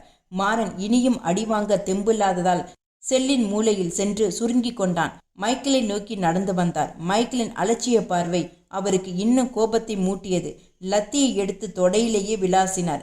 இதை சற்றும் எதிர்பார்க்காத மைக்கேல் சரிந்து விழுந்தான். என்னடா முறைக்கிற? உரிச்சிரன் இன்னைக்கு என ஆக்ரோஷமாக கூறிக்கொண்டே அவனை துவைத்து எடுத்தார். ஒரு 15 நிமிடம் அவனை அடித்து தள்ளிவிட்டு வெளியே வந்தார். வியர்வையால் மைக்கேலின் சட்டை முழுவதுமாக நனைந்து இருந்தது. தானே கலட்டி செல்லின் மூலையில் வீசி எறிந்தான். அங்கெங்கே வரி வரியாய் சிவந்திருந்தது. எங்க ஐயா வரட்டும், நான் வெளியில வந்ததும் இவனுக்கு இருக்கு என கருவினான். மைக்கேல் பேச பேச ராயர் ஃபாதர் இன்னும் 10 பேருடன் காவல் நிலையத்தில் நுழைந்தார். அவரின் பார்வையும் ஒரு சேர தன் மீது குவிவதை கண்ட ராயர் தன் மீது உள்ள பயம் இன்னும் யாருக்கும் போகவில்லை என்பதை உறுதிப்படுத்திக் கொண்டார். ஆனாலும் இன்ஸ்பெக்டர் வரட்டும், பார்த்து கொள்ளலாம் என்பது போன்று தன் முகபாவத்தை வைத்து கொண்டார். இன்ஸ்பெக்டர், என் பையனை வெளியே விடுங்க. அவர் குரலில் அதிகாரம் தெரிந்தது. இன்ஸ்பெக்டர் அலட்சியமாக ஒரு பார்வை பார்த்தார். ராயரை உட்காரக்கூட சொல்லவில்லை. நீ எல்லாம் யார் என்னிடம் பேச எனும் தோரணையில் பார்த்து கொண்டே தலையை இடது வலதுமாக ஆட்டினார். நீங்க 10 பேரை கூட்டிட்டு வந்துட்டா வெளியில விட்டுறணுமா? முடியாது. ராயரின் நெற்றி சுருங்கியது. மைக்கேல் எதிலில் மாட்டிருப்பான்? ஏதாவது பெட்டி கேஸாகத்தான் இருக்கும். இதற்கென்ன இவன் இவ்வளவு பேசுகிறான்? இவனை எல்லாம் பேச விட்டதே தப்பு என நினைத்தார். என்ன இன்ஸ்பெக்டர், 10 பேரை கூட்டிட்டு கத்துறது பெருமைக்குன்னு நினைச்சியா? எல்லாம் பாசக்கார பிள்ளைங்க. இன்னொரு வார்த்தை நீ என்ன மரியாதை குறைவா பேசுனேன்னு தெரிஞ்சது கோவத்துல என்ன வேணும்னாலும் செய்வாங்க. என்ன ராயரே, மிரட்டுறீங்களா? அதுவும் ஸ்டேஷனுக்குள்ளேயே வந்து. உன் மவன் போதைப் பொருள் கடத்தியிருக்கிறான். போதைப் பொருள் தடுப்பு சட்டத்துல கைது பண்ணியிருக்கோம். ஒருத்தனையும் வெளியில விட முடியாது. 2 வருஷமாச்சும் உள்ளாரே இருக்கணும். கோர்ட்டுக்கு வாங்க, பேசிக்கலாம். கம்பி எண்ணியாச்சும் இவனுக்கு புத்தி வருதான்னு பார்ப்போம். இன்ஸ்பெக்டர் சாயலாக ராயரை பேசினார். திரும்பி ராயர் முறைத்தார். ராயரின் முகம் மாறுவதை கண்ட அவரது அடியாட்கள் இன்ஸ்பெக்டரை அடிக்க வந்தார்கள். எதையும் கண்டு கொள்ளாமல் திமிராகவே அமர்ந்திருந்தார். தன் ஆட்களை கையமர்த்தி ராயர் இவனை கவனிக்கிற முறையில் கவனித்துக் கொள்ளலாம் என நினைத்து கொண்டே திரும்பி நடந்தார். செல்லுனுள் இருந்த மைக்கேல் தன் அப்பாவை பார்த்தான். ராயர் கம்பியின் வழியாக அவனை பார்க்க பார்க்க கோபம் பொங்கியது. தனக்கு இப்படி ஒரு அவமானத்தை தேடி தந்துவிட்டானே என்று அவன் அருகில் ஒரு அறைவிட வந்தவர் அவன் காயங்கள் எல்லாவற்றையும் பார்த்து அதிர்ந்து விட்டார். மைக்கேல் நிற்கவே சக்தி இல்லாமல் நடுங்கிக் கொண்டிருந்தான். படிச்சு சொன்னேனடா, ஒழுங்கா பொழைச்சிக்கேன்னு. இப்படி பண்ணிட்டு வந்து நிக்கிறியேடா. அடிச்சிட்டானவளா? அதெல்லாம் ஒன்றும் பெருசா இல்லப்பா. நீதான் வெளியே எடுப்பேன்னு பார்த்தேன். என்ன சொல்றான் அவன்? இந்த வாட்டி என்ன கேஸு போட்டிருக்கான்? நான் உன்னை வெளியே எடுக்கிறேன்டா, கவலைப்படாத. நீ போதை மருந்து கடத்துனேன்னு சொல்றான்டா அந்த இன்ஸ்பெக்டரு. எலே, அப்படி ஏதாவது கை வச்சியா? அப்பா, அது மைக்கேலுக்கு சொல்வதா வேண்டாமா என்று குழப்பம் இருந்தது. ஊருக்குள் சண்டை போட்டு சுற்றுவதற்கே அடி விளாசுவார். அவரிடம் போய் அதுவும் அவர் படகிலேயே கடத்திய விஷயம் தெரிந்தால் இவரே செத்து தொலை என்று சொன்னாலும் ஆச்சரியப்படுவதற்கில்லை. வேண்டாம், இப்பொழுது உண்மையை சொல்லி மாட்டிக்கொள்வதை விட பெரிய முட்டாள்தனம் எதுவும் இருக்க முடியாது. அப்பா, நான் எதுவும் பண்ணலப்பா. அவன் அந்த மார்க்கெட் சண்டையை நினப்புல வச்சுதான் இப்படி பண்றான்னு நினைக்கேன். இப்ப என்ன செய்ய போறானோ? உன்னை எல்லாம் ஏதாவது பண்ணணும்னு தெரிஞ்சது கழுத்து மேலே எதுவும் நிற்காது. கோர்ட்டில் பார்த்துடுதேன். நம்ம கான்ஸ்டபிள் மதுல முத்துக்கிட்ட சொல்லிட்டு போறேன். கொஞ்சம் பொறுத்துக்க. அது வரைக்கும் அவர் உன்னை கவனிச்சுக்குவாப்பல. அப்பா, அப்படியே மாறனையும் கொஞ்சம் கவனிக்க சொல்லுங்க. அவன் யாருல நொண்டிக்கிட்டு நிற்கான்? உங்க கூட்டாளியா? ஆமாப்பா, அவன் அம்மா சொல்லித்தான் என்னை சிக்க வச்சிருக்காங்க. அவனையும் பிடிச்சி உள்ளாதான் வச்சிருக்காங்க. ராயர் எட்டி பார்த்தார். மாறுதனுக்கு இறுதி நம்பிக்கையும் போய்விட்டிருந்தபடியால் ஒடுங்கி போய் உட்கார்ந்திருந்தான். ராயருக்கு அவனை அடையாளம் தெரிந்தது. அவன் தாயும் மீன் தான் விற்கிறாள். யாருலே அவன்? பேச்சு மவனா? ஆமாங்கய்யா. மாறன் நடுக்கத்துடன் பதில் பேசினான். அவன் உடம்பில் பேசுவதற்கு கூட தெம்பில்லை என பார்த்தாலே தெரிந்தது. நிற்பதற்கே முடியாமல் அவன் கால்கள் நடுங்கி கொண்டிருந்தது. இனி பார்த்து கொள்ளலாம் என ராயருக்கு ஒரு யோசனை மனதில் பளிச்சிட்டது. மைக்கேலை பார்க்கும்போது தன் ராயரின் கண்கள் முழுவதும் கண்ணீர் முட்டிக்கொண்டு வந்தது. தன் மகனை எப்படியாவது வெளியில் எடுத்துவிட வேண்டும் என்ற முனைப்புடன் ராயர் வெளியே வந்தார். இன்ஸ்பெக்டர் இருவரையும் ஒரு சேர தோற்கடித்து விட்டதையும் மைக்கேல் 2 வருடம் உள்ளே வைக்கப் போவதையும் எண்ணி சிரித்து கொண்டிருந்தார். காற்று சிலீரென அடித்தது. முகில் கார் கண்ணாடியை இறக்கிவிட்டான். பொழுது புலர தொடங்கி இருந்தது. நேற்று இரவு 7 மணிக்கு கிளம்பியதும் எப்படியாவது சீக்கிரமே போய்விடலாம் என விடிய விடிய கார் ஓட்டியதில் தோல் வலித்தது. விடியற்காலையில் தான் பெருங்களத்தூர் தொட முடிந்தது. சாரை சாரையாக செல்லும் வாகனங்கள் வழிவிட இடமில்லாமல் மேய்ச்சலுக்கு சென்றுவிட்டு திரும்பும் மாடுகளைப் போல் மெதுவாக நகர்ந்தது. முகிலுக்கு தலை விண்ணு விண்ணு என்று தெரித்தது. இனிமேல் தன்னால் பொறுமையாக இருக்க முடியாது என நினைத்து முகில் சாலையோரமாக இருந்த டீ கடைக்கு அருகில் காரை நிறுத்தினான். சிகரெட் ஒன்றின் தலையை கொளுத்தி மதுவுக்கு கால் செய்தான். மது, சென்னை வந்துட்டேன். வீட்டுக்கு வரும்போது உனக்கு ஏதாவது வாங்கிட்டு வரணுமா? இல்லைங்க, நீங்க நேரத்துக்கு வந்தா போதும். இன்னைக்கு லீவ் போட்டிருக்கீங்களா?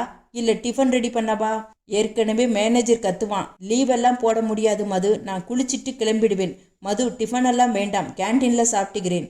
வார்த்தைக்கு வார்த்தை மது மதுன்னு நீங்க கூப்பிடுற குரலை இப்பதான் கேட்க முடியுது. சரிங்க, நான் போய் குழந்தைகளை ஸ்கூலுக்கு அனுப்பிடுறேன். நீங்க பத்திரமா வாங்க. எத்தனை மணிக்கு வருவீங்க? இங்க இருக்கிற டிராஃபிக்கை பார்த்தா இன்னைக்கு வர முடியாது போல தெரியுது. முன்னாடி நிக்கிறவன் டிஃபனே ஆர்டர் பண்ணி சாப்பிட்டுக்கிட்டு இருக்கான். குழந்தைகள் ஸ்கூலுக்கு அப்போ யார் கூட்டிகிட்டு போவா? உங்களுக்கு கொஞ்சம் கூட பொறுப்பே இல்லை. அதெல்லாம் கவலைப்படாதே. பக்கத்து வீட்டு குழந்தைகளும் அதே ஸ்கூலுக்கு தானே போகுது. இன்னைக்கு ஒரு நாள் அவங்க கூட போக சொல்லு. நாளைக்கு அவங்க குழந்தைகளையும் நானே கூட்டிகிட்டு போய் விட்டுறேன். உங்களோட இதே தொல்லையா போச்சுங்க. வீட்டுக்கு வாங்க, பேசிக்கலாம். நான் வைக்கிறேன். முகில் காலை கட் செய்தான். சென்னை டிராபிக்கில் வீடு வந்து சேரவே 9 மணி ஆகியிருந்தது. அவசரமாய் குளித்து கிளம்பினான். குளித்து விட்டு வெளியே வரும்போது மது கையில் கத்தியுடன் நின்று கொண்டிருந்தாள். என்னங்க இது கத்தி? மது கேட்டாள். முகிலுக்கு இரவெல்லாம் கார் ஓட்டியதில் தலை வலித்தது இன்னும் குறையவில்லை. இது பங்களாவில் இருந்த கத்தி. இது எப்படி என் காருக்குள் வந்தது? ஒருவேளை விஷ்ணு வைத்திருப்பானோ? தானே போதையில் எடுத்து வைத்தோமோ? அவனுக்கு யோசிக்க எல்லாம் நேரம் இல்லை. அதை கொண்டு போய் வை மது, அப்புறமா சொல்றேன். நல்லா இருக்குங்க. ஏதோ அந்த காலத்து பொருள் போல. குழந்தைங்க கையில படாம தனியா எங்கேயாச்சும் வைக்கிறேன், பிச்சு போட்டுடுவாங்க. மது கத்தியை எடுத்துக்கொண்டு உள்ளே போனாள். முதல் வேளையாக செய்தித்தாளை எடுத்து அதன் கூர்மையான பகுதிகளை சுற்றி மூடினாள். ஆமா மது, அது விஷ்ணு அரண்மனையில இருந்தது. 400 வருஷம் பழமையானது. அவன் தாத்தா எங்கேயோ போனப்ப வாங்கினதாம். இது அவருக்கு ஒரு ஹாபி. கைப்பிடி தங்கமாங்க, பளபளன்னு மின்னுதே. எங்க இருந்துங்க உங்களுக்கு இப்படியெல்லாம் கிடைக்குது? தங்கம் எல்லாம் இல்ல மது, நீ அதை எடுத்துட்டு போ. சும்மா நையின்னு தொந்தரவு பண்ணிக்கிட்டு. தெரிஞ்சுக்கலாம்னு கேட்டேன், இப்படி கத்துறீங்களே. உங்ககிட்ட போய் கேட்டேன் பாருங்க, சிடுமூஞ்சி. முகில் எதையும் கண்டு கொள்ளும் மனநிலையில் இல்லை. தலை ரொம்ப பாரமாக இருந்தது. தூங்கி எழுந்தால் சரியாகிவிடும் என்று நினைத்தான். ஒரு 10 நிமிஷம் தூங்கி எழுந்து போகலாம் என்று நினைத்து படுத்தான். கண் விழித்து பார்க்கும்போது தன் மகள் காலை கட்டி கொண்டு இருந்தாள். அவள் முகத்தை பார்த்ததுமே முகிலின் முகத்தில் சந்தோஷம் அப்பிக்கொண்டது. நிஷா குட்டி, ஸ்கூல் முடிஞ்சு எப்படா வந்த? உன்னோட டூப்பா, என்னை விட்டுட்டு போயிட்டல நீனு. நானும் தம்பியும் நீ இல்லாமையே விளையாடினோம். இல்லடா, அப்பா ரொம்ப தூரம் போக வேண்டி இருந்துச்சு. அதான் அடுத்த வாட்டி போறப்ப உன்னை கண்டிப்பா கூட்டிட்டு போறேன், சரியா? நிஷா தலையாட்டி கொண்டு மீண்டும் அவனை கட்டி கொண்டாள். பின் அவனை விட்டு வெளியே விளையாட போனாள். ஏன் மது, ஆபீஸ் போகணும்னு சொன்ன, எழுப்பி விட வேண்டியது தானே? நான் எழுப்பினேன், நீங்க அப்படியே கீழே விழ போனீங்க. அதான் நானே இங்க படுக்க வச்சேன். இனிமே அந்த மேனேஜர் கிட்ட வேற கதை சொல்லணும். போனை எடுத்தான். சார்ஜ் 0 என காட்டியது. தூங்கும்போது ஃபுல்லா தானே இருந்தது. மது, உன் போனை கொஞ்சம் கொடு. என் போன்ல சார்ஜ் இல்ல. மது, நீயே பேசிடேன். எனக்கு இன்னும் தலைவலி சரியாகவில்லை. உங்களுக்கு காரியம் ஆகணும்னா மட்டும் மதுன்னு சொல்லுவீங்க. மது பொய்க்கோபத்துடன் பேசி போனை வைத்தாள். 2 நாளா என் ஞாபகம் எங்க போச்சு? அப்போ மட்டும் இந்த மது வேண்டாம். உங்க ஃப்ரெண்ட்ஸ் தான் உலகம், அப்படிதானே? முகில் மதி பேசுவதை பார்த்து கொண்டிருந்தான். அவள் அருகில் சென்று கூந்தலில் வாசம் பிடித்தான். மது ஓரக்கண்ணால் அவன் செய்வதை ரசித்து கொண்டிருந்தாள். மறுப்பேதும் சொல்லாததை தனக்கான அனுமதியாக எடுத்து கொண்டான். முகில் மதுவை கட்டி கொண்டான். சரி அதெல்லாம் விடு. கொஞ்சம் அப்படியே எட்டி குழந்தைங்க தூங்கிட்டாங்களான்னு பாரு. கையை எடுங்க. என்ன இது? கொஞ்சம் இடம் கொடுத்தா போதுமே. தள்ளி போங்க. என்ன புது பழக்கம் கிச்சன்ல? மது திட்டிக்கொண்டே இன்னும் நெருங்கி வந்தாள்.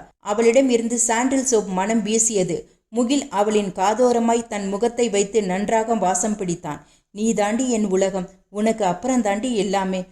போதும் விடுங்க. இந்த ரொமான்ஸ் எல்லாம் எவ்வளோ நாளைக்குன்னு நானும் பார்க்கிறேன். சாண்டில் சுமல் தூக்குது. நீ என் தேவதை மது. அவளை அப்படியே இருக்கினான். அவள் கன்னத்தில் பின்னால் இருந்தவாறே முத்தம் ஒன்றை கொடுத்தான். மது திரும்பி நின்று முகிலின் கண்களையே பார்த்தாள். நாக்கால் தன் இதழ்களை வருடினாள். முகில் சிரித்து கொண்டே அவளை முத்தமிட்டான். இருவரின் கைகளும் சேர்த்து கொண்டனர். மது முகிலின் தலைமுடிக்குள் விரல் விட்டு கோதினான். அப்பா! சின்னவன் கத்திக்கொண்டே ஓடி வந்தான். மது முகிலை தள்ளிவிட்டாள். இருவரும் ஒருவரை ஒருவர் பார்த்து சிரித்து கொண்டனர். சொல்லுடா நரேன், என்னாச்சு? முகில் தன் மகனை தூக்கி கொண்டான். நீ ஊருக்கு போயிட்டல, அப்போ அக்கா ரொம்ப குறும்பு பண்ணுனா. என்னை அடிச்சுக்கிட்டே இருந்தாப்பா. அப்பனுக்கு பிள்ளை அப்படியே பிரிந்திருக்கு. உங்க அப்பா கூட குறும்பு தாண்டா. மது சிரித்தாள். நீ வாடா கண்ணா, நம்ம போய் என்னன்னு கேட்போம். முகில் மதுவை பார்த்து சிரித்தபடியே போனான். அங்கே நிஷா யாருடனோ தனியாக பேசி கொண்டிருந்தாள். தனியா என்ன பண்ணிக்கிட்டு இருக்கீங்க? தம்பி ஏதோ கம்ப்ளைண்ட் சொல்றான் பாரு உன் மேல. என்னான்னு கேளு. இருப்பா, இந்த புது அங்கிள் நல்லா விளையாடுவாரு. நான் இன்னும் ரொம்ப நேரம் விளையாடிக்கிட்டு வந்துடுறேன். முகில் எட்டி பார்த்தான். அங்க யாரும் இல்லை. குழந்தை ஏதோ விளையாட்டுக்கு சொல்லும் போல என நினைத்தான். அங்கதான் யாருமே இல்லையம்மா. யாரோட பேசிக்கிட்டு இருக்க? நிஷா அவன் பேசியதை காதில் போட்டு கொண்டது போலவே தெரியவில்லை. அவள் பாட்டுக்கு கையையும் காலையும் ஆட்டி ஏதேதோ பேசி சிரித்து கொண்டிருந்தாள். சரி வாங்க, எல்லோரும் சாப்பிடலாம். மது இரவு நேர உணவுக்காக அழைத்தாள். எல்லோரும் சாப்பிட்டு விட்டு படுத்தனர். மது விளக்கியை அணைத்தாள். என்ன சார், இன்னைக்கு ஏசியை இவ்வளவு ஜில்லுன்னு வச்சிருக்கீங்க? முகில் பதிலேதும் பேசாமல் சிரித்து கொண்டே குளிருக்கு இதமாக அவளை அணைக்க அந்த இரவு ரம்மியமாக இருந்தது. மைக்கேலை கோர்ட்டில் ஆஜர்படுத்தி சிறையில் அடைத்தனர். அவன் மீதான வழக்கு விசாரணை 1 வாரம் தள்ளி வைக்கப்பட்டிருந்தது. அவனை விசாரிக்க வேண்டும் என்று தங்கள் பாதுகாப்பில் காவல்துறையினர் எடுத்திருந்தனர். மதலை முத்துவை இவனை நெருங்க விடாமல் வெளியில் வேலை கொடுத்து அனுப்பிவிட்டனர். இது இன்ஸ்பெக்டருக்கு மிகவும் வசதியாக போனது. விசாரணை என்ற பெயரில் மைக்கேலை விதவிதமாய் சித்திரவதைக்கு உள்ளாக்கினார். ஏற்கனவே அடிவாங்கி களைத்து போயிருந்த அவன் உடல் இனியும் நிற்க முடியாது எனும் அளவிற்கு அடிகள் விழுந்தது. இதெல்லாம் அவன் இனி எந்த வகையிலும் எழுந்து நிற்கவிடக் கூடாது என்பதற்காகவே நடந்ததாக மைக்கேலுக்கு தோன்றியது. தினமும் நேரம் ஆனால் அவனுக்கு உணவு வந்தது. ஆனால் இரவு பகல் பார்க்காமல் அடி விழுந்து கொண்டே இருந்தது. என்னாலே ராயம் அவனே, கையெழுத்து போடுதியா? கையெழுத்து போட தெரியுமாலே உனக்கு? இன்ஸ்பெக்டர் கேட்டார். இவர் என்ன கையெழுத்து நம்மிடம் கேட்கிறார் என மைக்கேல் குழம்பினான். தாடையிலிருந்து ரத்தம் ஒழுகி கொண்டிருந்தது. வாயை மூடக்கூட முடியவில்லை. என்னவாக இருக்கும் என்பதாகவே பார்வையை வைத்து கொண்டு நிமிர்ந்து பார்த்தான். என்னால பார்க்க? இன்ஸ்பெக்டர் ஏளனமாக பார்த்தார். விவரம் தெரிஞ்சுதான் போடுவியா? உன் ஆசையை ஏன்ல கெடுக்கணும்? படிச்சு பார்த்தே போடு. வேணாம், நீ படிக்காத, நானேன் காட்டுதேன். முத்தப்பா ராயரின் மகனாகிய மைக்கேல் ஆகிய நான் 2 கிலோ ஹெராயின் கடத்தினேன். பணம் சம்பாதிக்கும் நோக்கில் இவ்வாறு செய்தேன். இதில் மாறனையும் பங்குக்கு தருவதாக நானே பணத்தாசை காட்டி கூட்டி ஏற்பாடு செய்து கொண்டேன். இவை விவரங்கள் அனைத்தும் என் சுய நினைவுடன் அளிக்கப்பட்டது என ஒப்புதல் வாக்குமூலம் அளிக்கிறேன். இப்படிக்கு மைக்கேல். சந்தோஷமால? போடு. மொத்த சரக்கே 2 கிலோ தான். அதிலும் நம்மிடம் 7 பொட்டலம் இருக்கிறது. 2 கூட்டாளிகளும் மாட்டவில்லை. பிறகு எப்படி இவ்வளவு சரக்கையும் எடுத்தார்? இல்லை, இது கண்டிப்பாக நம் சரக்கில்லை. வேறு ஏதோ வேலை நடக்கிறதாக மைக்கேல் யோசித்தான். என்ன யோசிக்கிற? உங்க கூட்டாளிகிட்ட சிக்கினது வெறும் 100 கிராம் தான். அதுக்கெல்லாம் 2 பேரையும் உள்ள போட்டா 4 நாள்ல வந்துடுவீங்க. அதான் இது நானே உனக்காக ரெடி பண்ணினேன். இப்போ ஆயுசுக்கு உள்ள போவியா? நீ மட்டும் இல்லைனா உங்க அப்பன் பல்லு புடுங்கின பாம்புலே வெறுங்கையாலே அடித்து தூக்கி போட்டுட்டு போயிடுவேன். என்கிட்டையால் உங்கள் பவுசை காட்டுதிய? பால்ராஜ்னு பேரை கேட்டால் மொத்த ஊரும் அடுங்கும். நீ என்ன சுண்டலி, நசுக்கிடுறேன் உன்னை. அவர் பேசிக்கொண்டே தன் பூட்ஸ் காலால் மைக்கேலின் கையை நசுக்கினார். மைக்கேலுக்கு வலி உயிர் போனது. ஆரம்பத்தில் பொறுத்து பார்த்தான். பின்பு வலி தாங்காமல் அம்மா என்று கத்தினான். ஏற்கனவே அதிகம் அடி வாங்கியிருந்ததால் அவன் குரல் ஈனஸ்வரத்தில் மட்டுமே ஒலித்தது. ஐயோ, வலிக்குதாலே? கையெழுத்து போடுற வரைக்குமாச்சும் கை வேணுமில்ல, போடு. ஃபைலை தூக்கி மைக்கேலின் முன்னால் போட்டனர். அடிவாங்க இனி தெம்பில்லை என்னும் நிலைக்கு வந்திருந்த மைக்கேல் வேறு வழியில்லாமல் கையெழுத்து போட்டான். அவ்வளவுதான். குற்றத்தை ஒத்துக்கொண்டதாக கையெழுத்து போட்டாகி விட்டது. இனி 2 வருடமும் களியும் கம்பியுமாக வாழ்க்கை நகரப்போகிறது என மைக்கேல் நினைக்கும் போதே ஒரு பயம் வந்தது. அப்பா இருக்கும் தைரியத்தில் கொஞ்சம் அதிகமாகத்தான் ஆடிவிட்டோமோ என நினைத்தான். நாளை தன் வழக்கு விசாரணை வருகிறது. குற்றம் நிரூபிக்கப்பட்டால் அவ்வளவுதான். இனி யோசித்து ஒன்றும் பயனில்லை. மைக்கேலுக்கு மனதில் 1000 எண்ணங்கள் ஓடியது. அவன் இரவு முழுவதும் தூங்காமல் இருந்தான். அதிகாலையில் அவனுக்கு பொருந்துமாறு சட்டையும் லுங்கியும் வந்தது. வேறு ஏதாவது கைதின் உடையாக இருக்கக்கூடும். முகத்தில் இருந்த இரத்த கரையெல்லாம் போக அவனை குளிக்க வைத்து புது உடைகள் அணிய வைத்தனர். காயமெல்லாம் ஏதுன்னு கேட்டா வலிக்கு விழுந்துட்டேன்னு சொல்லணும். ஜட்ஜ் ஐயா முன்னாடி கை கட்டி நிற்கணும். வேற ஏதாவது பேசுனா மறுபடியும் வலிக்கு விழ வேண்டியதா இருக்கும். ஏட்டு ஒருவர் வந்து சொல்லிவிட்டு போனார். என்னால மாப்பிள்ளை ரெடியா? இன்ஸ்பெக்டர் உள்ளே வந்தவுடன் மைக்கேலை விசாரித்தார். தான் ஜெயித்து விட்டோம், இனி மொத்த ஊரும் தன் கைக்குள் தான் என நினைக்கவே அவருக்கு இருமாப்பு உருவானது. மைக்கேலுக்கு கைகளில் விலங்கிட்டு ஜீப்பில் ஏற்றினர். பழைய சட்டை ஒன்றும் அழுக்கு லுங்கியுமாக பார்க்கவே பரிதாபமாக நின்றான். மைக்கேலுடன் இன்னொரு கைதியையும் ஏற்றி கொண்டனர். அடுத்த 1 மணி நேரத்தில் ஜீப் கோர்ட்டை அடைந்தது. இன்னொரு ஜீப்பில் மாறன் வந்து இறங்கினான். மாறனுக்கு மைக்கேலைப் போலவே அழுக்கு சட்டையும் லுங்கியும் மாட்டிவிடப்பட்டிருந்தது. அவனுக்கு என்ன பேச வேண்டும் என்பதை சொல்லிக் கொடுத்துதான் கூட்டி வந்திருப்பார்கள் என மைக்கேல் நினைத்தான். மாறன் மைக்கேலின் முகத்தை பார்க்கவே முடியாமல் தலையை தொங்க போட்டிருந்தான். மாறனை பார்த்ததும் பேச்சியம்மாள் கண்ணீருடன் ஓடி வந்தாள். என் ராசா, உன்னை திருத்துறதா நினைச்சு உன் வாழ்க்கையை நானே பால் பண்ணிட்டேனே. இந்த பாவிக்கு இந்த சென்மத்துல மன்னிப்பே இல்லப்பு என மாறனை தழுவி கொண்டு அழுதாள். மாறனுக்கு தன் தாய் அழுவதை பார்த்து கண்ணீர் வந்தது. ராயரின் காரும் நீதிமன்ற வளாகத்தில் நுழைந்தது. ராயர் வக்கீலுடன் மைக்கேலை பார்த்து நடந்து வந்தார். மைக்கேலுக்கு அவரின் முகத்தை பார்க்க கூட திராணி இல்லாமல் தலை குனிந்து நின்றான். ராயரே அவன் அருகில் வந்து அவன் தலையை தொட்டு தூக்கினார். மைக்கேலுக்கு கண்ணீர் வந்தது. குலுங்கி குலுங்கி அழ ஆரம்பித்தான். ராயர் திரும்பி வக்கீலை பார்த்தார். இன்ஸ்பெக்டர், என் கட்சிக்காரர், அவர் அப்பா கூட தனியா பேசணும், கொஞ்சம் அலோவ் பண்ணுங்க என வக்கீல் கேட்டார். என் முன்னாடியே பேசுங்க என கூறிய இன்ஸ்பெக்டர் பக்கத்தில் வந்து நின்று கொண்டார். நீங்க ஏதாவது பேசணும்னா அப்படி போய் பேசிட்டு வாங்க என்று பேச்சியம்மாவையும் மாறனையும் பார்த்து கூறினார். ராயரை அவமானப்படுத்தியதாய் நினைத்து ஏளனமாக பார்த்தார். ராயர் அவரை ஏறிட்டு பார்த்து மைக்கிளை பார்த்து திரும்பி கொண்டார். மைக்கிளே, நீ ஆம்பளடா, எதுக்கும் கலங்காத. என்ன வந்தாலும் நான் உன்னை விட்டுற மாட்டேன். தைரியமா இருக்கணும் என்ன? மைக்கேல் கண்களை துடைத்து கொண்டு தலையை ஆட்டினான். வக்கீல் வந்து உள்ளே என்ன நடக்கும் எனவும் என்னென்ன சொல்ல வேண்டும் என்றும் அவனுக்கு எடுத்து சொன்னார். மைக்கேல் அவர் சொல்வதை கவனமாக கேட்டுக்கொண்டான். இன்னும் 1-2 மணி நேரத்தில் அவன் வாழ்க்கை மாறப்போகிறது. எனினும் இப்போது ராயரை பார்த்து அவனுக்கு கொஞ்சம் ஆறுதலாக இருந்தது. போதும் போதும், ஹியரிங் ஆரம்பிச்சிருவாங்க. உங்க அப்பா மொவன் பாசத்தை எல்லாம் சென்ட்ரல் ஜெயிலில் மொத்தமாக காட்டிக்கிடலாம். நகருங்க. இன்ஸ்பெக்டர் மைக்கேலை நெட்டி தள்ளினார். மைக்கேல் ராயரை திரும்பி திரும்பி பார்த்தபடியே குற்ற உணர்ச்சி நீங்காதவனாய் நடந்தான். மைக்கேல் மைக்கேல் மைக்கேல் என அவன் பெயர் சம்பிரதாயமாக 3 முறை அழைக்கப்பட்டது. நீதிபதிக்கு வணக்கம் வைத்தவாறு கையை கட்டிக்கொண்டு நின்றான். வழக்கமான சத்தியம் வாங்கும் நடைமுறைகள் தொடர்ந்தது. பைபிளின் மீது கை வைத்து நான் சொல்வதெல்லாம் உண்மை, உண்மையை தவிர வேறொன்றுமில்லை என கூறி தலையை மறுபடியும் குனிந்து கொண்டான். நீதிபதி தலை நிமிர்ந்து அவனை பார்த்தார். நீதான் மைக்கேலா என கேட்டார். ஆமாங்கய்யா, மைக்கேல் பணிவுடன் பதில் கூறினான். உன் பேர்ல சாட்டப்பட்ட குற்றம் என்னன்னு தெரியுமா? போதைப்பொருள் கடத்தினாயா? இல்லைங்கய்யா என மைக்கேல் கூறியவுடன் நீதிபதி நெற்றி சுருங்கியது. என்ன என்பது போல் இன்ஸ்பெக்டரை பார்த்தார். இன்ஸ்பெக்டர் பதற்றம் ஆனதும் ஏதோ பேச வாயெடுத்தவர் நீதிபதி அனுமதி தராமல் யாராவது பேசினால் நீதிமன்ற அவமதிப்பாகும் என நினைத்து தலையை குனிந்து கொண்டார். நீ கடத்தலைனா எதுக்கு ஒப்புதல் வாக்குமூலத்தில் கையெழுத்து போட்ட? உன்னை யாராவது மிரட்டி கையெழுத்து போட சொன்னாங்களா? இன்ஸ்பெக்டர் தாயா ஏதோ காகிதத்தில் கையெழுத்து கேட்டாரு, போடலன்னு சொன்னதுக்கு தான் அடிச்சாருங்க ஐயா. மைக்கேல் நீதிபதியிடமே தன் காயங்களை காட்டினான். வக்கீல் என்னவெல்லாம் சொல்லி கொடுத்து அனுப்பினாரோ அதை எதுவும் பிசகாமல் அப்படியே செய்தான்.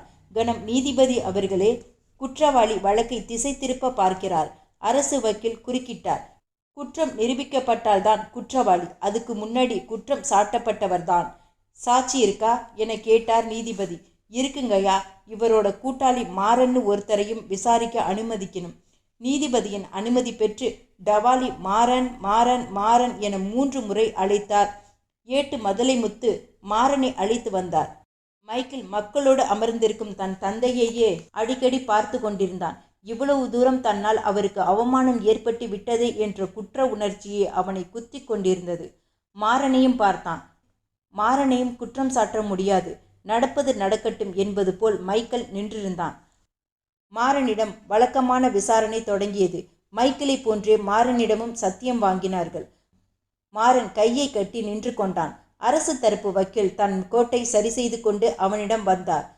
ஹெராயின் கடத்தினீங்களா மாறன்? ஆமாங்கய்யா. மாறன் தலை குனிந்தவாறே பதிலளித்தான். இது அரசாங்கத்துக்கு விரோதம்னு உங்களுக்கு தெரியுமா? தெரியாதுங்கய்யா. ஏதோ பணத்துக்கு ஆசைப்பட்டு கடத்திட்டேன். மாட்டிக்க மாட்டேன்னு நினைச்சேன். ஆனால் போலீஸ் பிடிச்சிட்டாங்க ஐயா. சரி, இதோ எதிரில் நிற்கிறாரே, இவர் யாருன்னு தெரியுதா? தெரியுங்கய்யா. இவர் ராயர் ஐயாவோட புள்ள. இவர் பேர் மைக்கேல். இவரும் நானும் தான் ஒன்றா சுற்றுவோம். சுற்றுவோன்னா என்ன அர்த்தம்? கோர்ட்டில் எது பேசினாலும் தெளிவாகத்தான் பேசணும். எனக்கு படிப்பு ஏறலையா, அதனால் சும்மா அவர் கூட உட்காந்து பொழுதை போக்குவோம். ஊருக்குள்ளே அங்கே இங்கேன்னு போயிட்டு வருவோம். எப்பயும் ஒன்றா தான் இருப்போங்க ஐயா. இப்போ ஹெராயின் கடத்துனீங்களே, அதில் இவருக்கு பங்கு இருக்கா? இல்லைங்கய்யா. மாறன் மறுத்து கூறியதும் மொத்த நீதிமன்றமும் உன்னிப்பானது. பொழுது இனிதாக விடிந்தது. முகில் லேட்டாகத்தான் எழுந்தான். அவசரமாய் குளித்து கிளம்பினான்.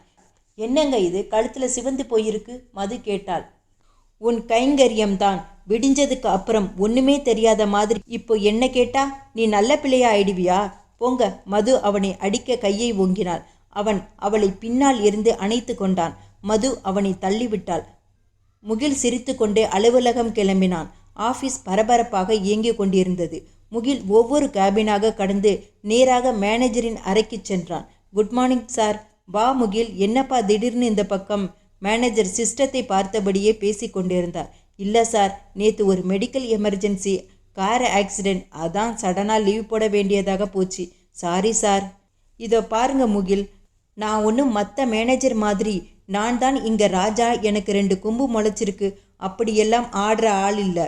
என்னை பொறுத்தவரை நீங்க எல்லோரும் ஒரே டீம் தான்.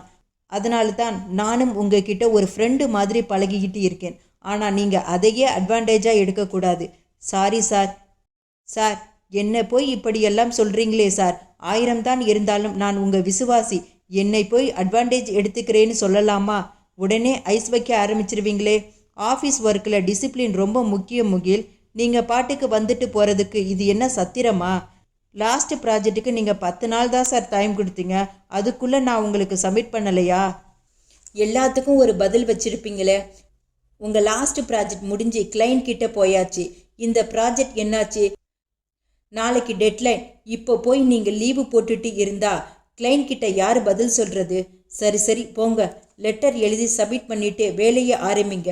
இன்னைக்கு ஈவினிங்குள்ளே எனக்கு உங்கள் ப்ராஜெக்ட் ரிப்போர்ட் வரணும். நாளைக்கு சப்மிட் பண்ணலைன்னா உங்கள் மேலே தான் ஆக்ஷன் எடுக்க வேண்டியிருக்கும். அவர் பேச பேச முகிலுக்கு திடீரென்று தலை ஏதோ சுற்றுவது போல் வந்தது. அவர் பேசும் வார்த்தைகள் எதிரொலியாய் இவன் காதில் விழுந்தது. நொடிகள் செல்ல செல்ல என்ன பேசுகிறார் என்றே தெரியாத நிலைக்கு வந்தான். பதில் சொல்ல எத்தனைக்கும் போது நான் குளறியது போல தெரிந்தது. முடிச்சிடலாம் சார், நான் பார்த்துக்கிறேன், அனிச்சையாக கூறியவன் அப்படியே திரும்பினான். கதவு கைப்பிடி எங்கோ தொலைவில் இருப்பது போல் பட்டது. திடீரென்று என்னாச்சு? அவன் யோசித்து கொண்டே தடுமாறி நடந்தான். கதவை திறக்க தடுமாறுவதை கண்ட manager, Mukil, are you okay என வினவினார். Yes yes sir, I am okay. ஒரு வழியாக கதவை திறந்து வெளியே வந்தான். அவன் தன் கேபினுக்கு சென்று கம்ப்யூட்டரை ஆன் செய்தான். ஏனோ வியர்த்து வந்தது. தலை சுற்றல் இன்னும் நிற்கவில்லை. தன்னை சுற்றிலும் ஏதோ மாய உலகம் போல் தோன்றியது. தலையை தூக்கவே முடியாதது போல் வந்தது. சமாளித்து வேலை செய்தான். லஞ்ச் அவரில் கேரியரை திறந்தான். சாப்பாட்டிலிருந்து கெட்டை வாடை வீசியது. எப்படி கெட்டி போயிருக்கும்? ஒருவேளை சரியாக கழுவாமல் போட்டிருப்பாளோ? சே, இந்த மதுவுக்கு கொஞ்சம் கூட பொறுப்பே வரவில்லை. முகில், எப்படி இருக்கீங்க? சக அலுவலர் தலையை நீட்டி கேட்டவர் அதிர்ச்சியானார். என்ன சார், இப்படி மழையில நனைஞ்ச மாதிரி வேர்த்து போயிருக்கு, என்னாச்சு உங்களுக்கு? ஒன்றுமில்ல சார், தலைவலி, அதான். வெறும் தலைவலின்னா வேர்க்கவா செய்யும்? நான் வேணும்னா டேப்லெட் தரவா? வேண்டாம் சார், சரியாகிடும். வெறும் டயர்டு தான், கொஞ்சம் டிராவல் அதிகமாக போச்சு. வெறும் டயர்டு தாங்கிறீங்க, இப்படி வேர்த்து போயிருக்கு. உங்கள் சட்டையெல்லாம் பாருங்க சார், நனைஞ்சு போச்சு. இந்தாங்க, இதை போடுங்க, 10 நிமிஷத்தில் சரியாகிடும். அவர் தன் டேபிளில் இருந்த மாத்திரை ஒன்றை எடுத்து நீட்டினார். அதான் வேண்டாம்ங்கிறன்ல, சும்மா ஏன் தொந்தரவு பண்ணுறீங்க? உங்களுக்கு ஒரு தடவை சொன்னால் புரியாது. முகில் டேப்லெட்டை வாங்கி தூர எறிந்தான். அது சுவரில் பட்டு தெரித்தது. அவர் மிரட்சியுடன் இவனையே பார்த்தார். கூல் கூல், ஓகே ஓகே, இப்போ என்னாச்சு? வெறும் டேப்லெட் தானே, அதுக்கு ஏன் இப்படி ரியாக்ட் பண்ணுறீங்க? பிடிக்கலனா விடுங்க. நடந்த நிகழ்வு அவனுக்கே ஒரு மாதிரியாக இருந்தது. என்ன நடக்கிறது, ஏன் இப்படி நடந்து கொள்கிறோம் என்று அவனுக்கே புரியவில்லை. ஒரு நிமிஷம் என்று எழுந்து போனான். ரெஸ்ட் ரூமில் குழாயை திறந்து விட்டான். தண்ணீரை கைகளில் எடுத்து முகத்தில் அரைந்தான். சிலீரென அடித்தது. கண்ணாடியில் முகத்தை பார்த்தான். கண்ணாடியில் பார்த்தபோது கண்ணாடியில் யாரோ நிற்பது போல தெரிந்தது. அவனையே பார்த்து சிரித்து கொண்டிருந்தார். முகில் உற்று பார்த்தான். திரும்பி என்ன சார் வேணும் என்றான். அவர் எதுவுமே பேசவில்லை. எரிச்சலானான். இன்னொரு முறை நீரை கை நிறைய அள்ளி திரும்பி பார்த்தான். யாருமே இல்லை.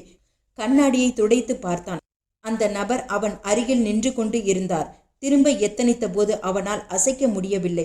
அந்த மர்ம மனிதன் தன் கைகளால் முகிலின் கழுத்தை நெரிக்க தொடங்கினான். முகில் கத்த நினைத்து வாயை திறந்தான். கக் கக் என்பது தவிர சத்தம் எதுவும் வரவில்லை. கண்கள் பிதுங்கி வருவது போன்ற உணர்வு ஏற்பட்டது. கை கால்கள் கூட யாரோ அழுத்தி பிடிப்பது போன்று இருந்தது. உடம்பை வைத்து துள்ளினான். தலை தரையில் மோதியது. எழுந்து கண்ணாடியில் பார்த்தான். வலது நெற்றியில் நீளமான வெட்டு இருந்தது. இரத்தம் ஒழுகியது. கண்ணாடியில் மீண்டும் அதே உருவம் தெரிந்தது. முகில் கண்ணாடியை ஓங்கி குத்தினான். இம்முறை கைகள் கண்ணாடிக்குள்ளிருந்து நீண்டது. பின்னால் செல்ல நினைத்து கால் வைத்தான். டைல்ஸ் வழுக்கியது. அப்படியே சரிந்தான். உடைந்த கண்ணாடி துண்டுகள் சுவரிலிருந்து தாமாகவே தெறித்து விழுந்தன. என்ன நடக்கிறது? அவனுக்கு ஒன்றும் புரியவில்லை. உடைந்த துண்டுகள் எல்லாம் தரையில் ஊர்ந்து வந்து ஒன்றுடன் ஒன்று இணைய தொடங்கின. முகில் எல்லாவற்றையும் வெறுத்து பார்த்து கொண்டே இருந்தான். அவனை அனைத்தும் ஒன்று சேர்ந்து ஒரு மனித உருவத்திற்கு மாறியது. அது கிட்டத்தட்ட பாதி அழுகிய பிணம் போல் இருந்தது. அதன் உடலில் புழுக்கள் நெளிந்து கொண்டிருந்தது. பாதி அழுகிய அந்த பிணம் தன் தலையை உயர்த்தி முகிலை பார்த்தது. அவன் கையசைக்க கூட திராணியற்றி கிடந்தான். தன் எலும்பு துருத்தி கைகளை பார்த்த அந்த உருவம் மெதுவாக தன் கைகளை அசைத்து நகரத் தொடங்கியது. மழுக் மழுக்கென்ற சத்தத்துடன் முகிலை நோக்கி ஊர்ந்து வந்தது. அவன் வெளிரி போய் இருந்தான். தன் இரு கைகளையும் முகிலின் நெஞ்சின் மீது வைத்து அந்த பிணம் அவன் முகத்தில் அருகில் வந்தது. முகில் அலறத் தொடங்கி தன் வாயை திறந்த தருணம் தானும் அவனை கொல்லும் ஆவேசத்துடன் அவன் முகத்தில் அருகில் வாரென கத்தியது. புழுக்கள் அரையெங்கும் சிதறியன. முகில் தன் முழு பலத்தையும் சேர்த்து அதை தள்ளிவிட முயன்றான். தன் அடியில் கிட்டத்தட்ட ஒரு கரும்பு சக்கை போல் மாட்டிக்கொண்டிருந்தான். பெருங்குரலெடுத்து ஓவென அலறினான். டக்கென ரெஸ்ட் ரூம் கதவு திறக்கப்பட்டது. ஆபீஸ் முழுவதும் அவன் குரல் கேட்டு எல்லோரும் ஒன்று கூடினர். முகிலின் நிலையை பார்த்த அனைவரும் அரண்டு போய் நின்றனர். முகில் அறையின் ஒரு மூலையில் குழந்தையைப் போல் கை கால் குறுக்கி கிடந்தான். நெற்றியில் இருந்த வழிந்த இரத்தம் சட்டையை முழுவதுமாய் நனைத்திருந்தது.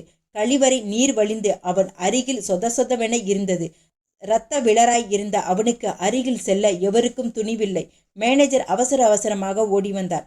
கூட்டத்தை விலக்கி முன் சென்று பார்த்தாள். முகில் கழிவறையில் ஏதோ அடிப்பட்ட புழுவை போல நெளிந்து கொண்டிருந்தான். Shit, what happen to him? அவன் பக்கத்தில் போய் பார்த்தார். கண்ணாடி கண்ணாடி என்றவாறே மயங்கி போனான். கண்ணாடி புதிது போல பளிச்சிட்டது. முகில், என்ன கண்ணாடியில? அங்க ஒண்ணுமே இல்லையே, என்னாச்சு உங்களுக்கு? அவனை உலுக்கினார். முழுதும் நினைவே இன்றி சரிந்து கிடந்தான். ஆம்புலன்ஸிற்கு கால் செய்தார்கள். மதுவிற்கு தகவல் சொன்னார்கள். அடுத்த 15 நிமிடத்தில் முகில் ஆம்புலன்ஸில் கிடத்தப்பட்டிருந்தான். முழு அலுவலகமும் அவனையே மிரட்சியுடன் பார்த்து கொண்டிருந்தது. மாறனின் ஒரு பதிலால் வழக்கே திசை திரும்பும் நிலைக்கு ஆகியிருந்தது. மைக்கேல் தன் கண்களையே நம்ப முடியாமல் ஆச்சரியத்தில் உறைந்து போயிருந்தான். ராயரை தேடி பார்த்தான். ராயர் சிறு புன்னகையுடன் அவரை பார்த்தார். பெருமிதமாக மீசையை முறுக்கிவிட்டு கொண்டார். மைக்கேல் திரும்பி வக்கீலை பார்த்தான். வக்கீல், இனி அவ்வளவுதான், நான் பார்த்து கொள்கிறேன் என்பது போல தலையசைத்தார். அரசு தரப்பு வக்கீல் கொஞ்சம் ஆடித்தான் போயிருந்தார். மாறனின் இந்த பதிலை அவர் துளியும் எதிர்பார்க்கவில்லை. கொஞ்சம் நல்லா யோசிச்சு சொல்லுங்க, இவருக்கு இதில் சம்பந்தம் இல்லையா? அப்ஜெக்ஷன் மைலார்ட். கூட்டாளியை இதில் சம்பந்தம் இல்லை என்று சொன்ன பிறகும் இப்படி கேள்வி கேட்பது அவரை குற்றவாளியாக்க முயல்வது போல் இருக்கிறது. கிராண்டட். வழக்கு முழுவதும் மைக்கேலுக்கு சாதகமாகி விட்டதாகவே தெரிந்தது. அரசு தரப்பு வக்கீல் தன் விசாரணையை அதற்கு மேல் தொடர விரும்பாமல் முடித்து கொண்டார். மைக்கேலின் தரப்பு வக்கீலுக்கு வாதாட வேண்டிய தேவையே இல்லாது போனது. மைக்கேலுக்கு இதில் எந்தவித தொடர்பும் இல்லாத போது அவரை கைது செய்தது, அடித்தது, பொய் வழக்கு போட முயன்றது, தன் அதிகாரத்தை துஷ்பிரயோகம் செய்தது என இன்ஸ்பெக்டருக்கு கண்டனம் விதிக்கப்பட்டது. மாறனுக்கு 2 வருட சிறை தண்டனை விதிக்கப்பட்டது. மைக்கேல் அன்றே விடுதலை செய்யப்பட்டான். மைக்கேல் ஓடி வந்து தன் அப்பாவை கட்டி கொண்டான். ராயரும் அவனை ஆழ தழுவி கொண்டார். தன் வாழ்க்கையே முடிந்துவிட்டது என நினைத்தபோது தான் எப்படி வெளியே வந்தோம், அதுவும் விடுதலையானோம் என்பது அவனுக்கு இன்னும் நம்ப முடியாதாகவே பட்டது. எப்படிப்பா என்னை வெளியில கொண்டு வந்தீங்க? நீ போட்டு எடுத்துட்டு போனது யார் யாரும் உனக்கு கூட்டி எல்லாம் எனக்கு தெரியும். ஆனா இந்த பேச்சு மோவனை நீ கூட்டிக்கிட்டு போவன்னு நான் எதிர்பார்க்கல. அதுவும் அவன் மூலமா இந்த இன்ஸ்பெக்டர் பைய இப்படி விளையாடுவான்னு நினைக்கல. அதான் உன்னை பார்க்க ஸ்டேஷன் வந்தப்ப இவன் கூட இருந்தப்ப அதிர்ச்சியானன். காரை எடுத்துக்கிட்டு நம்ம பயலுவளோட நேரா பேச்சியம்மா வீட்டுக்கு போனேன். உன் மவன் ஏதாவது வாயை திறந்தான்னு தெரிஞ்சுதே கோர்ட்டுக்குள்ளேயே அறுத்து போட்டுருவேன் சொன்னேன். போக ஒரு 5 லட்சம் பணத்தையும் கொடுத்தேன். இதுக்கப்புறம் அவன் பேசுவான்னு நீ நினைக்கிற? நான் வெளியில வருவேன்னு நானே நினைக்கலப்பா. முதல்ல வீட்டுக்கு போலாம்ப்பா. ஆனா மாறனை நினைச்சாதான் கவலையா இருக்கு. அதெல்லாம் பார்க்காத. 2 வருஷம் தானே, வெளியில வந்த உடனே நாமளே மார்க்கெட்டுக்குள்ள கடை வச்சு கொடுத்துடுவோம். ஒரே குத்து. அந்த மைக்கேல் பைய இனி இருக்கக்கூடாது. இன்ஸ்பெக்டர் ஒருவருடன் பேரம் பேசி கொண்டிருந்தார். என்ன சார், சாட்சின்னு கூட்டியாந்துட்டு குத்த சொல்றீங்க, அதுவும் கோர்ட்டுக்குள்ள? அதெல்லாம் உனக்கு எதுக்குல்ல, உன் மேலே எந்த கேஸும் போடாம நான் பார்த்துக்கிடுதேன். அப்பனும் பிள்ளையும் ரொம்ப ஆடிட்டானுவ. செல்லுக்குள்ளேயே முடிக்கலான்னு நான் பொறுமையா இருந்தேன். இனியும் விட்டு வச்சா அது எனக்கு நல்லதில்ல. எப்படியோ வெளியில வந்துட்டானுவ. இனி அவனுங்க குறி நானாகத்தான் இருக்கும். அது உங்க பிரச்சனை சார். ஏதாவது சமாதானம் பேசிக்கிடுங்க. உங்க பேச்சை கேட்டு மைக்கில் குத்துனா ராயர் கையால நான் சாவணும். இன்னைக்கு மைக்கில் முடியல, நாளைக்கு நான் ராயரை முடிச்சிடுறேன். அதுக்கு பிறகு மொத்த தூத்துக்குடியும் நம்ம கையிலல. என்ன இருந்தாலும் ராயர் மவன் இல்லையா, அதான் கை வைக்க யோசிக்கிறேன். இன்னும் 10 நிமிஷத்தில் இருவரும் கிளம்பி போய் விடுவார்கள். பிறகு கண்டிப்பாக ராயர் ஏதாவது செய்வார். இல்லை என்றால் மைக்கேல் கண்டிப்பாக நம்மை விடமாட்டான். இனியும் பேசிக் கொண்டிருப்பது ஆபத்தை வரவிளைக்கும் என நினைத்து இன்ஸ்பெக்டர் கோபமானார். என்னல பேசிக்கிட்டே போற? இப்போ மட்டும் நீ போய் குத்தல, உன் பேர்ல 8 கேஸ் இருக்கு. நானே உன்னை என்கவுண்டர்ல முடிச்சிடுவேன். நாளைக்கு பொழுது தாண்ட மாட்ட. ஜீப்ல கத்தி இருக்கு, போய் ஒரே சொருகா சொருகிட்டு நீ ஓடிடு. உன்னை துரத்துற மாதிரி வந்து நானே உன்னை தப்பிக்க வைக்கிறேன். போல. இவரிடம் நன்றாக மாட்டிக்கொண்டதாக நினைத்து வேற வழியின்றி அவன் ஜீப்பின் பின்பக்கம் மறைத்து வைக்கப்பட்டிருந்த கத்தியை எடுத்துக்கொண்டான். இன்ஸ்பெக்டர் அவனுக்கு கண்ணால் சைகை காட்டி கொண்டே ராயரிடம் பேச்சு கொடுத்தார். என்ன ராயரே, புள்ளைய சொன்ன மாதிரியே வெளியே கூட்டிட்டு வந்துட்டிய? தப்பு பண்றவன் தான் போகணும், என் மவன் ஏன் போகணும் இன்ஸ்பெக்டர்? அதான, நீர் என்ன தப்பு பண்ண பேச்சு வீட்டுக்கு போனீங்களா? ராயர் முறைத்தார். ஆனால் எதுவும் பேசவில்லை. அவன் கண்டிப்பாக ஏதோ திட்டத்துடன் தான் வந்திருக்கிறான். இவனை கவனிக்க வேண்டிய விதத்தில் கவனித்துக் கொள்ளலாம் என நினைத்தார். மைக்கேலுக்கு கோபம் பொத்து கொண்டு வந்தது. மறுக்கா சொல்லுங்க சார். கேட்கல. மைக்கேல் கையை முறுக்கியபடி வந்தான். மைக்கேலு, நம்ம இடத்தில் வச்சு பார்த்துக்கலாம்லே. பொறு. ராயர் மைக்கேலை கையமர்த்தினார். என்னால அப்பனும் பிள்ளையும் பாசத்துல பொங்குதிய? இன்னும் முடியலல. உங்களை ஒழிக்கிற வரைக்கும் நான் ஓய மாட்டேன். இன்ஸ்பெக்டர் தோற்று போன வழியில் பேசினார். அதுக்கு முதல்ல நீங்க இருக்கீங்களான்னு பார்க்கணும் சார். மைக்கேலுக்கு கோபம் வந்தது. ராயர் மைக்கேலை இது கோர்ட்டு மைக்கேலு என அடக்கினார். இனி அங்கிருந்தால் ஆபத்து. இருவரும் அடித்து கொண்டால் இன்ஸ்பெக்டர் அதை தனி கேஸாக எழுதுவான் என நினைத்து மைக்கேலை தன் கையோடு கூட்டிக் கொண்டு காருக்குள் விரைந்தார். அப்போது திடீரென்று எங்கிருந்து ஓடி வந்த ஒருவன் மைக்கேலை கத்தியால் குத்த முயன்றான். ராயர் மைக்கேலை அணைத்து பிடித்திருந்ததால் கத்தி அவர் விழாவில் இறங்கியது. ஒரு சில வினாடிகளுக்குள் ராயரின் சட்டை முழுவதும் சிவப்பானது. அப்பா! மைக்கேல் சரிந்த ராயரை பிடித்தான். இன்ஸ்பெக்டர் ஒரு நொடியில் சுதாரித்தார். காரியம் முடிந்துவிட்டது. இனி இவன் இருந்தால் ஆபத்து என தன் திட்டத்தின் அடுத்த பகுதியை செயல்படுத்தினார். துப்பாக்கியை எடுத்து குத்தியவனை சுட்டார். சுட்டு அவன் கையில் பாய்ந்தது. அவனுக்கு ஆரம்பத்திலிருந்தே இன்ஸ்பெக்டரை நம்பலாமா வேண்டாமா என்ற குழப்பம் இருந்தது. கடைசி நேரத்தில் தன்னை சிக்க வைத்த வெறியில் வேறு இருந்தான். இன்ஸ்பெக்டர் தன் பக்கமே திரும்பியது அவனை மேலும் தூண்டிவிட்டார் போல ஆனது. இன்ஸ்பெக்டர் ஒரு நொடி ஆத்திரத்தில் பார்த்தபடியே கத்தியுடன் இன்ஸ்பெக்டரின் மேல் பாய்ந்தான். இம்முறை சுட்ட குண்டு அவன் அருகில் இருந்ததால் சரியாக அவன் மார்பில் துளைத்த அதே நொடி அவன் கையில் இருந்த கத்தி இன்ஸ்பெக்டரின் கழுத்தில் இறங்கியிருந்தது. கோர்ட் வளாகமே கலவரமாகி இருந்தது. மைக்கேலின் மடியில் கிடந்த ராயருக்கு லேசாக மூச்சு மட்டும் வந்தது. இன்ஸ்பெக்டரும் அவனும் இரத்த வெள்ளத்தில் கிடந்தனர். அவர்கள் இருவரையும் புகைப்படக்காரர்கள், வக்கீல்கள் என அங்கிருந்த அனைவரும் சூழ்ந்து கொண்டனர். ராயரை ஒருவரும் கவனிக்கவில்லை. மைக்கேல் ராயரை தன் நெஞ்சில் சாய்த்து படுக்க வைத்தான். ராயரின் நெஞ்சில் காது வைத்து பார்த்த மைக்கேல், அப்பாவுக்கு உயிர் இருக்கு, அவரை காப்பாத்துங்க என கத்தினான். நீதிமன்ற வளாகத்தினுள் அவசர உதவிக்கென நின்றிருந்த ஆம்புலன்ஸ் ராயரை அள்ளிக்கொண்டு மருத்துவமனைக்கு விரைந்தது. அடுத்த 10வது நிமிடத்தில் அரசு மருத்துவமனை வாசலை அடைந்தது. அவசர சிகிச்சை பிரிவில் அனுமதிக்கப்பட்டு உடனடியாக அறுவை சிகிச்சை செய்ய ஆயத்தமாகினர். மைக்கேல் கண்ணாடியின் வழியாக தன் தந்தையை கவலையுடன் பார்த்து கொண்டிருந்தான். 10 நிமிடத்திற்கு ஒரு தரம் உள்ளே டாக்டரோ அல்லது நர்ஸோ போவதும் வருவதுமாக இருந்தனர். ராயருக்கு குத்துப்பட்டு விட்டது என செய்தி கேட்ட மாத்திரத்தில் அவன் ஊர் முழுவதும் மருத்துவமனை வளாகத்தினுள் திரண்டிருந்தது. மைக்கேலுக்கு இப்போதுதான் எல்லாம் சரியாக வருவதாகி தோன்றிக் கொண்டிருந்த சமயம் ஒரே நொடியில் இப்படி மாறும் என அவன் நினைக்கவே இல்லை. சட்டை எல்லாம் அவன் அப்பாவின் இரத்தக்கரை படிந்திருந்தது. சட்டையை தொட்டு தொட்டு பார்த்தபடி மைக்கேல் குலுங்கி குலுங்கி அழுதான். தன் தோளை யாரோ பரிவுடன் தட்டி கொடுப்பது போன்ற உணர்வு ஏற்பட்டது. மைக்கேல் தலையை நிமிர்த்து பார்க்கும்போது அங்கே ஃபாதர் ஜெரால்டு கனிவுடன் அவனை பார்த்து கொண்டிருந்தார். மைக்கேல் செய்வதறியாது கலங்கி ஃபாதரையே கட்டிப்பிடித்து கொண்டு அழ ஆரம்பித்தான். கவலைப்படாதே மைக்கேல், ராயருக்கு எதுவும் ஆகாது. கர்த்தர் சோதிப்பார், ஆனால் கைவிட மாட்டார். இங்க மைக்கேல் யாரு? பேஷண்ட் உங்ககிட்ட பேசணும்னு சொல்றாரு. இப்போதான் ஸ்டிச்சஸ் போட்டிருக்கோம், அவரை ரொம்ப ஸ்ட்ரெயின் பண்ண விடாதீங்க, நர்ஸ் அழைத்தார். ஃபாதரும் மைக்கேலும் உள்ளே சென்றனர். ராயர் வயிற்றில் பெரிய கட்டுடன் படுத்திருந்தார். முகத்தில் ஆக்சிஜன் முகமூடிய ராயர் கலட்டினார். அவர் பேசும் நிலைமையில் இல்லை. இருந்தாலும் பேசியே தீர வேண்டும் என்ற முயற்சியில் செய்தார்.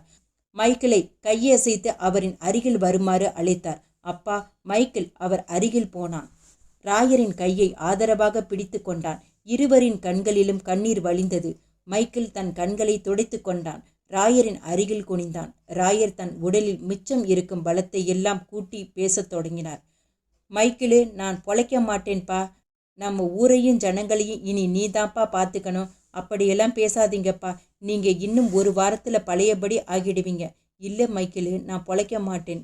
உன்னை இன்னைக்கு வரைக்கும் நான் நல்லாத்தான் கவனிச்சிருக்கேன். உன் மனசு கோணும்படி ஏதாவது செஞ்சிருந்தா மனசில் வச்சுக்காத.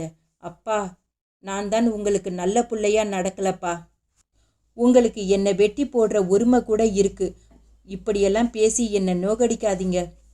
நீ பேசின வார்த்தை ரொம்ப நிறைவா இருக்குப்பா. உன்கிட்ட இன்னொரு விஷயத்தையும் சொல்லணுப்பா. நீ நான் பெத்த புள்ள இல்லை. என்னக்கப்பா சொல்றீங்க? மைக்கிளின் இதயமே வெடித்து விடும் போலானது. ஆமாப்பா, நீ நான் பெத்தெடுத்த புள்ள இல்லை. நாங்கள் உன்னை தத்தெடுத்தோம். இந்த விஷயம் தெரிஞ்ச ஒரே ஆள் நம்ம ஃபாதர் ஐயா மட்டும்தான். அவர்கிட்ட உன்னை ஒப்படைக்கிறேன். அதோடு ராயரின் மூச்சு அடங்கிவிட்டிருந்தது. மைக்கேல் அப்பா அப்பா என கதறி அழுதான். மது அழுது கொண்டே நின்றிருந்தாள். முகிலுக்கு நெற்றியில் 6 தையல்கள் போட்டிருந்தது. அவன் இன்னும் மயக்கத்தில்தான் இருந்தான். அலுவலகத்தில் வலிக்கு விழுந்ததாக கூறினார்கள். ஒரு வாரம் லீவ் எடுத்துக்கொண்டு வர சொன்னார்கள். முகில் கட்டிலில் கிடைக்கப்பட்டிருந்தான். நிஷாவை தூக்கி கொண்டு மது வெளியே சென்றாள். முகில் மறுநாள் கண் விழித்தான். அவன் கண்ணெல்லாம் கருவளையம் வந்திருந்தது. வீரியமான மருந்துகளுக்கு அவன் உடல் ஏற்றுக்கொள்ளாமல் சோர்வாய் காட்சியளித்தான். என்னாச்சு? நான் ரொம்ப பயந்துட்டேன். பார்த்து நடக்கக்கூடாதா? மது ஆதரவாய் தலையை தடவினாள். அவள் அருகில் இருந்தாலும் முகில் எதுவுமே பேசாமல் எங்கேயோ வெறித்து கொண்டு இருந்தான். அவள் பேசுவதை கேட்பது போலவே இல்லை. என்னங்க, எதுவுமே சொல்ல மாட்டேங்கிறீங்க? இந்தாங்க, மருந்து கொண்டு வந்திருக்கேன், சாப்பிடுங்க. முகிலிடம் எந்த பதிலும் இல்லை. அவன் பார்வை அப்படியே நிலை குத்தி போய் இருந்தது. கட்டிலின் மேல் சம்மணம் விட்டு உட்கார்ந்த அவன் நேர சுவரையே வெறுத்து பார்த்தபடியே அமர்ந்திருந்தான். மது அவன் அருகில் சென்றான். அவன் கையை பிடித்து மாத்திரையை வைக்க எத்தனித்தாள். ஏய் நாயே, போடி! முகில் மாத்திரையை தட்டிவிட்டான். மது மிரட்சியுடன் பார்த்தாள். பளீரென அவள் கன்னத்தில் அரைந்தான். ஒரு நிமிடத்தில் அவளுக்கு உலகமே சுழல்வதைப் போல் வந்தது. அவளை பிடித்து சுவற்றில் பக்கமாக தள்ளினான். மது தட் என மோதி தரையில் விழுந்தாள். முகில் பெரும் மூச்சு வாங்கியபடி அவளையே முறைத்தான். கட்டிலின் மேல் எழுந்து நின்று அவளை கொன்று விடுவதைப் போல முறைத்தான். நாக்கை துரித்து கொண்டு அவன் நின்ற கோலத்தை பார்க்கவே பயமாக இருந்தது. அவளை உதைக்க காலை தூக்கினான். அப்படியே மயங்கி கட்டிலில் விழுந்தான். மது அறையை விட்டு வெளியே வந்தவள் கன்னத்தை தடவி பார்த்தாள். அவை கைவிரல்கள் 5ம் பதிந்திருந்தன. அவராகவே வரட்டும் என அடுத்த வேளைகளில் மூழ்கினாள். குழந்தைகள் மாலையில் வீடு திரும்பினார்கள். அப்பா எங்கம்மா? நரேன் கேட்டான். அப்பா உள்ளதாண்டா தூங்குறாரு. தலை வலிக்குதாமா, ரெஸ்ட் எடுத்துக்கிட்டு இருக்காரு. விளையாட வரமாட்டாராம்மா? இல்லடா, அப்பாவுக்கு உடம்பு சரியில்லை. சீக்கிரம் சரியான உடனே வந்துருவாரு. நீ ஹோம்ஒர்க் எடுத்து எழுது. குழந்தைகளுக்கு பாடம் சொல்லி கொடுக்க தொடங்கினாள். அடுத்த நாள் காலை மது குழந்தைகளை பள்ளிக்கு கிளப்பினாள். வீட்டில் எல்லாவற்றையும் எடுத்து வைக்க, சமையலறையை பார்க்க நேற்றைய நிகழ்வுகள் காலதாமதம் ஆவது என மது 10 எண்ணங்களையும் ஒரே சமயத்தில் சமாளித்து வேலையை செய்து கொண்டிருந்தாள். அம்மா, என் புக்கை தம்பி எங்கேயோ எடுத்து போட்டுட்டான் அம்மா. நிஷா நரேனை பிடிக்க ஓடினாள். நான் எடுக்கவே இல்லம்மா. நரேன் அழத் தொடங்கினான். சரி சரி, சண்டை போடாம கிளம்புங்க. அம்மா சமைக்கணும் இல்ல? மது குழந்தைகளை சமாளித்துவிட்டு இருவருக்கும் லஞ்ச் பாக்ஸில் உணவுகளை அடைத்தாள். முகிலுக்கு சூடாக கஞ்சி வைத்தாள். நேற்று முழுவதும் முகில் ஒன்றுமே சாப்பிடவில்லை. தலையில் வேறு அடிபட்டிருக்கிறது. இன்றைக்கு கட்டை பிரித்து மருந்து வைத்து கட்ட வேண்டும். குழந்தைகளை அனுப்பிவிட்டு முகிலை போய் பார்க்கலாம் என எண்ணினாள். அம்மா, என் புக்கை வாங்கி கொடுக்காம இன்னைக்கு டெஸ்ட் இருக்கு. நிஷா கூப்பிட்டாள். மதுவுக்கு எரிச்சலானது. உன் புக்ஸ் எல்லாம் நீதான் பத்திரமா வச்சுக்கணும். அம்மாவே எல்லாம் எடுத்து கொடுக்க முடியுமா? எனக்கு என்ன 10 கையா இருக்கு? பாப்பா மலங்க மலங்க விழித்தாள். அவளை பார்க்கவும் பாவமாய் இருந்தது. மது சமையலை முடித்துவிட்டு தேடத் தொடங்கினாள். நேற்று அவள் பையில் வைத்தது நன்றாக ஞாபகம் இருந்தது. திடீரென்று எங்கே போகும்? டெஸ்ட் என்றாலே இரவில் எடுத்து ஒரு முறை திருப்பி பார்த்திருப்பாள். இந்த குழந்தைகளை வளர்ப்பதே பெரிய கஷ்டமாக இருக்கிறது. முனகிக்கொண்டே தேடினாள். குழந்தைகள் பள்ளிக்கு போவதும் வருவதுமாய் இதுவே சுழற்சியாக 2 நாட்கள் போனது. நடுவே முகில் எதற்கும் எழவே இல்லை. அடுத்த நாள் காலை மது குழந்தைகளை கிளப்பினாள். இன்னைக்கு அப்பா ஆஃபீஸ் போகலையாம்மா? இல்லை நிஷா குட்டி, அப்பாவுக்கு உடம்பு சரியில்லை. அப்புறம் உன்னையும் தம்பியையும் பாட்டி ரொம்ப மிஸ் பண்ணுறாங்களாம். கொஞ்ச நாள் பாட்டி கூட இருந்துட்டு வரலாம் என்ன? சரிம்மா. குழந்தைகள் டாட்டா காட்டியபடி ஸ்கூல் வேனில் ஏறி சென்றனர். களைப்பு என முதலில் நினைத்த மது இல்லை, எதற்கும் ஒரு முறை டாக்டரை கேட்பது நல்லது என நினைத்தாள். 1 நாள் 2 நாள் என்றால் பரவாயில்லை. ஆனால் அவன் படுத்த படுக்கையாகவே கிடைக்கிறான். ஏதோ விபரீதத்தை உணர்ந்தாள். அலைபேசியை எடுத்தாள். சார்ஜ் முற்றிலும் தீர்ந்து போய் இருந்தது.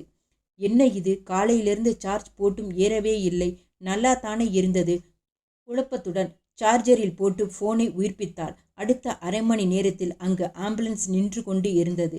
ஸ்ட்ரெச்சர் வேணுமாமா? ஹெல்ப்பர் கேட்டான். இல்லை, வெளிச்சத்தில் தெரிந்தால் அவமானமாகிவிடும். ஆம்புலன்ஸ் தள்ளி நிறுத்தி முகிலை நடக்க வைத்து ஏற்றி செல்லலாம். யாராவது கேட்டால் கூட செக்கப் என்று சமாளிக்கலாம். இல்லப்பா, நானே கூட்டிட்டு வரேன். மது முகிலின் அறைக்கு சென்றாள். அங்கு மூச்சு விடக்கூட முடியாத அளவுக்கு குளிராக இருந்தது. ஏசியை ஆஃப் செய்ய போனாள். ஏசி உயிர்ப்பிழையே இல்லை.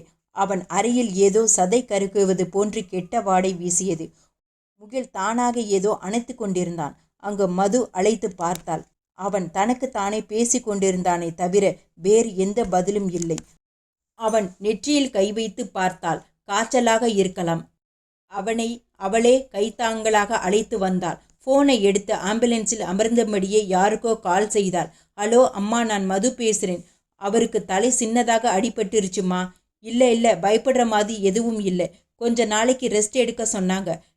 நாளைக்கு மறுபடியும் அட்மிட் ஆகணும்னு நினைக்கிறேன். நான் குழந்தைகளை ஸ்கூலுக்கு அனுப்பியிருக்கேன். நீ ஈவினிங் போய் பிக்கப் பண்ணிக்கிறியா? சரிம்மா, நான் வச்சிடுறேன். ராயரின் உடல் நடுநாயகமாக கிடத்தி வைக்கப்பட்டிருந்தது. கண்ணாடி பெட்டியில் ரோஜா மாலைகளுக்கு நடுவே அவர் தூங்குவதாகவே இருந்தது. ஊரே அவர் வீட்டு வாசலில் கூடியிருந்தது. ஃபாதர் ஜெரால்டு ராயரின் தலைக்கு அருகிலேயே அமர்ந்திருந்தார். ஊர் முழுக்கவும் முத்தப்ப ராயர் இமயம் சரிந்தது. வாழ்ந்ததும் வரலாறு, வாழ வைத்ததும் வரலாறு என பலவிதமான போஸ்டர்களில் ராயர் சிரித்து கொண்டிருந்தார். மைக்கேல் வருவோர் போவரை விசாரித்து கொண்டிருந்தான். அவன் முகத்தில் இனி என்ன செய்ய போகிறோம் என்ற கேள்விக்குறி அப்பட்டமாகவே தெரிந்தது. எம்எல்ஏ, எம்பி, அமைச்சர் என அவரால் வளர்த்துவிடப்பட்ட ஒவ்வொருவரும் வந்து இனி மைக்கேலின் ஆதரவு தங்களுக்கு வேண்டும் என்கிற தோணியில் அவனிடம் துக்கத்தில் பங்கெடுத்து கொண்டார்கள். எல்லார் முன்பும் மைக்கேல் அமைதியாகவே நின்றிருந்தான். அவ்வப்போது எட்டி பார்க்கும் கண்ணீரை துடைத்து கொண்டான். தன் தந்தையின் சாவுக்கு காரணமானவர்களை கண்டிப்பாக விடக்கூடாது.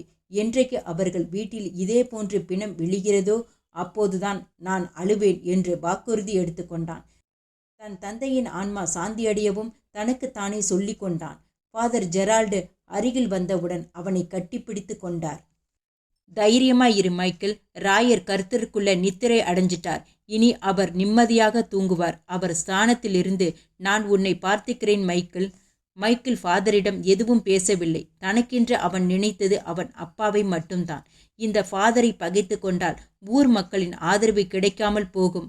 பழிவாங்கும் வரை இவரையும் உபயோகப்படுத்தி கொள்ளலாம் என நினைத்தபடியே அமைதியாக பார்த்தான்.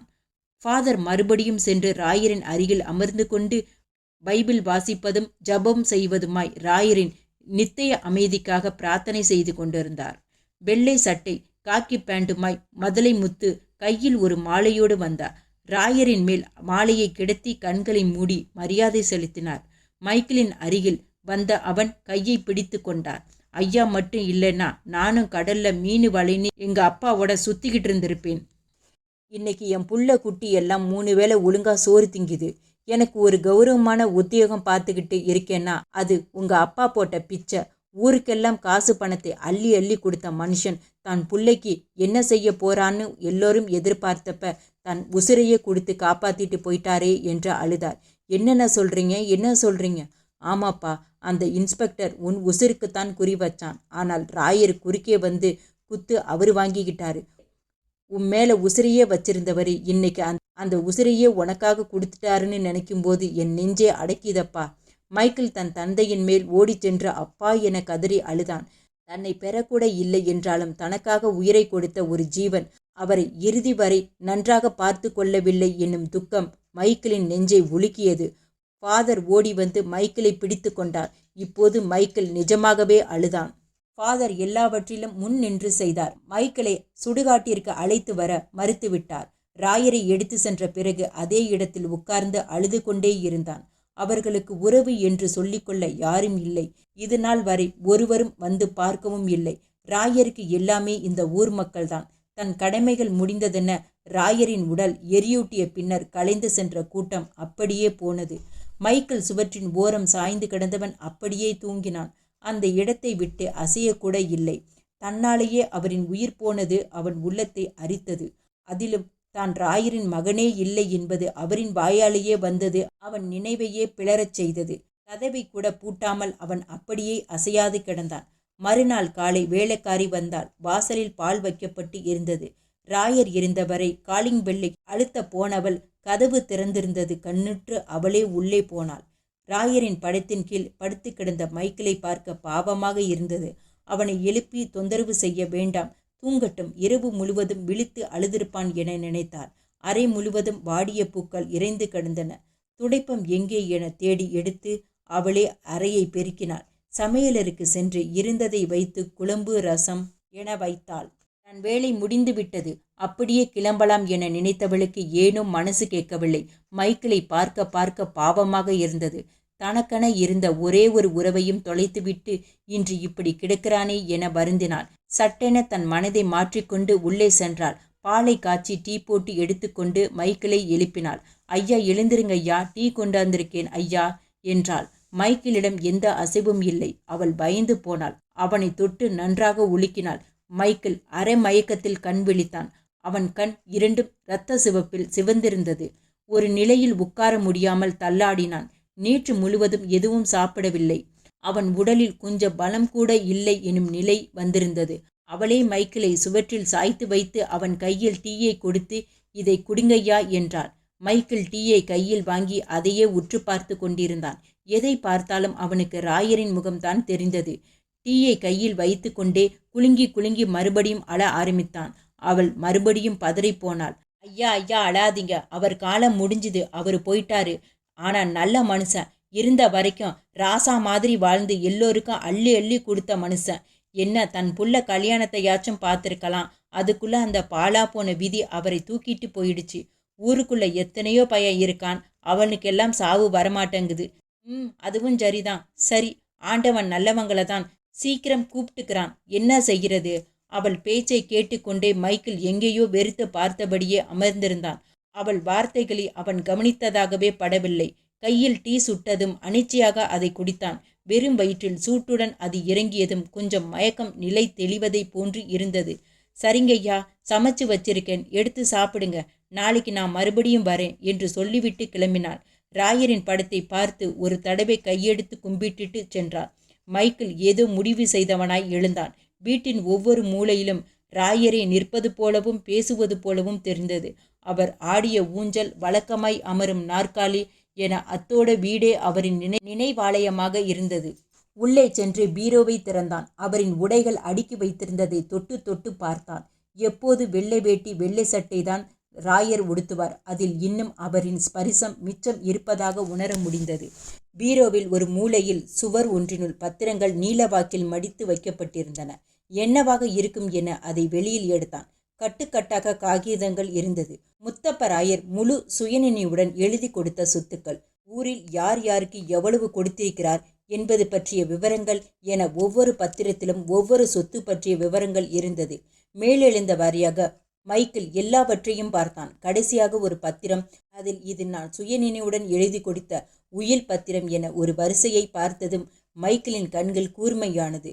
வரிக்கு வரி படிக்கும்போது அவனுக்கு துக்கம் பொங்கி வந்தது. ராயர் 5 வருடங்களுக்கு முன்னே இருக்கும் எல்லா சொத்துக்களையும் மைக்கேலின் பேரில் எழுதியிருந்தார். மைக்கேலின் கண்ணீர் துளி பத்திரத்தில் வட்டவட்டமாக விழுந்து காகிதத்தை நனைத்தது. இறுதியாக சாட்சிகளில் ஃபாதர் ஜெரால்டு கையெழுத்து போட்டிருந்தார். மைக்கேல் அவர் பெயரை உன்னிப்பாக பார்த்தான். யார் இவர்? தன் வாழ்க்கையில் ஒவ்வொரு நிகழ்விலும் நேரடியாகவோ மறைமுகமாகவோ இவரின் பங்கு இருந்திருக்கிறது. என்னதான் ஃபாதராக இருந்தாலும் தன் மீது தனி கவனம் செலுத்தி ஒரு நிஜ மகனைப் போலத்தான் நடத்தியிருக்கிறார். இவருக்கு மட்டும் எதற்கு தன் மேல் இப்படி ஒரு அக்கறை? தன் அப்பாவின் மறைவு வரை இவரும் கூடவே இருந்திருக்கிறார். அப்பாவிற்கும் இவர் மேல் தனி அன்பு இருந்தது. ஏதோ இவர்கள் இருவருக்கு இடையில் இருக்கிறது. மைக்கேல் தன் மனதை திடப்படுத்தி கொண்டான். ஒரு முடிவுக்கு வந்தவனாய் பத்திரங்களை மடித்து மறுபடியும் பீரோக்குள் வைத்துவிட்டு பூட்டினான். அவரிடம் நேரில் கேட்டுவிட வேண்டும். இப்பொழுது ஃபாதர் எங்கிருப்பார்? அவன் கால்கள் நேரா தேவாலயத்தை நோக்கி நடையிட்டது. வெளியே மழை பெய்ய ஆரம்பித்து இருந்தது. எதையும் மைக்கேல் பொருட்படுத்த எண்ணத்தில் இல்லை. தேவ ஆலயத்தை அடையும் முன் முழுவதுமாக நனைந்து போயிருந்தான். தேவாலயத்தின் கதவை திறந்தவுடன் உள்ளே வெளிச்சம் பரவியது. அது நேராக மாதாவின் காலடியில் சென்று முடிவடைந்தது. மாதாவின் முன் மெழுகுபருத்தி உருகி கொண்டிருந்தன. நீட்டியிருக்கும் கைகள் தன்னையே அழைப்பதை போலிருந்தது. மைக்கேல் நேராக மாதாவையே பார்த்து நடந்தான். அது பிரார்த்தனை நேரம் இல்லாததால் அங்கே அவனை தவிர வேறு யாரும் இல்லை. அனிச்சையாக அவன் மாதாவின் முன் மண்டியிட்டான். மெழுகுவர்த்தியோடு சேர்ந்து அவன் மனமும் உருகியது. நான் யார்? இவ்வளோ நாள் என்ன வாழ்க்கை வாழ்ந்தேன்? தன்னை சுற்றி நடந்தது என்ன? அவனுக்கு தலையே சுற்றுவது போல் இருந்தது. கண்களை மூடிக்கொண்டான். வா மைக்கேல், நீ இங்கெல்லாம் வரமாட்டியை? கைகளில் பூங்கொத்துகளுடன் ஃபாதர் வெள்ளை உடையில் அவனிடம் நடந்து வந்தார். முதுமையின் தளர்வு அவர் நடவடிக்கையில் வெளிப்பட்டது. தினசரி அலங்கார வேலைகளை சிரத்தையுடன் தொடர்ந்தார். பூங்கொத்துகளை மாதாவின் காலடியில் வைத்துவிட்டு சிலுவையிட்டு கொண்டார். கண்களை மூடி சிறிது நேரம் தியானித்தவர் பின் மைக்கேலை அங்கிருந்த மேஜையில் அமருமாறு கையால் காட்டினார். மைக்கேல் அமர்ந்தவுடன் அவரும் அருகில் சென்று அமர்ந்து கொண்டார். உங்க அப்பாவோட ஆன்மா சாந்திக்காகவே வேண்டிக்கிட்டேன். நல்ல மனுஷன், இன்னும் கொஞ்ச நாள் இருந்திருக்கலாம். அதுக்குள்ள ஆண்டவர் அழைச்சிக்கிட்டாரு. கர்த்தரே. அப்பாவா? ஃபாதர், என்னோட உண்மையான அப்பா யாரு? ஹாஸ்பிட்டல்ல அப்பா சொன்னதுக்கு என்ன அர்த்தம்? உங்களுக்கும் எனக்கும் என்ன சம்பந்தம்? நான் எப்படி இங்க வந்தேன்? யாரு நீங்கெல்லாம்? ஃபாதர் அவன் முகத்தையே பார்த்தார். அவன் வாய்விட்டு கேட்ட கேள்விகளை விட அவன் மனதில் இன்னும் 1000 கேள்விகள் இருப்பதை அவன் முகம் காட்டியது. வேறெங்கோ உற்று பார்த்தார். இதுல என்ன சந்தேகம்? நீ ராயரோட புள்ளதான். இதுதான் ஊருக்கே தெரியுமே. இப்ப என்ன கேள்வி? நான் அவர் புள்ளதான். ஆனா என்னை பெத்த அம்மா யாரு, அப்பா யாரு? அவர் ஹாஸ்பிட்டல்ல பேசும்போது நீங்களும் தானே கூட இருந்தீங்க. தயவு செய்து சொல்லுங்க ஃபாதர், எனக்கு இப்போவே தெரிஞ்சுக்கணும். நீங்க பொய் சொல்ல மாட்டீங்கன்னு எனக்கு தெரியும். இந்த புனிதமான இடத்துல நின்று கேட்குறேன். உன்னை பார்க்கும்போதே தெரிஞ்சுது நீ நிறைய கேள்விகளோட தான் வந்திருக்கேன்னு. உங்களுக்கும் எனக்கும் என்ன சம்பந்தம்? என் வாழ்க்கையில் எல்லா இடத்துலையும் நீங்களும் இருந்தீங்க. எங்க அப்பா என்னை எவ்வளவு பிரியமா வச்சிருந்தாரோ அதே அளவு அன்பும் நீங்களும் என் மேல வச்சிருக்கீங்க. என் வாழ்க்கை பத்தி எனக்கே தெரியாம என்னால வாழ முடியல. தயவு செஞ்சு சொல்லுங்க ஃபாதர். ஃபாதர் பெருமூச்சு ஒன்றை உதிர்த்தார். வயதான அவர் நெற்றியில் சுருக்கங்கள் எட்டி பார்த்தது. மாதாவை பார்த்து மறுபடியும் கண்களை மூடிக்கொண்டார். ஒரு தீர்மானத்துக்கு வந்தவராய் மைக்கேலை திரும்பி பார்த்தார். நீ தெரிஞ்சுக்க வேண்டிய நேரம் வந்துருச்சு மைக்கேல். இடி இடித்தது.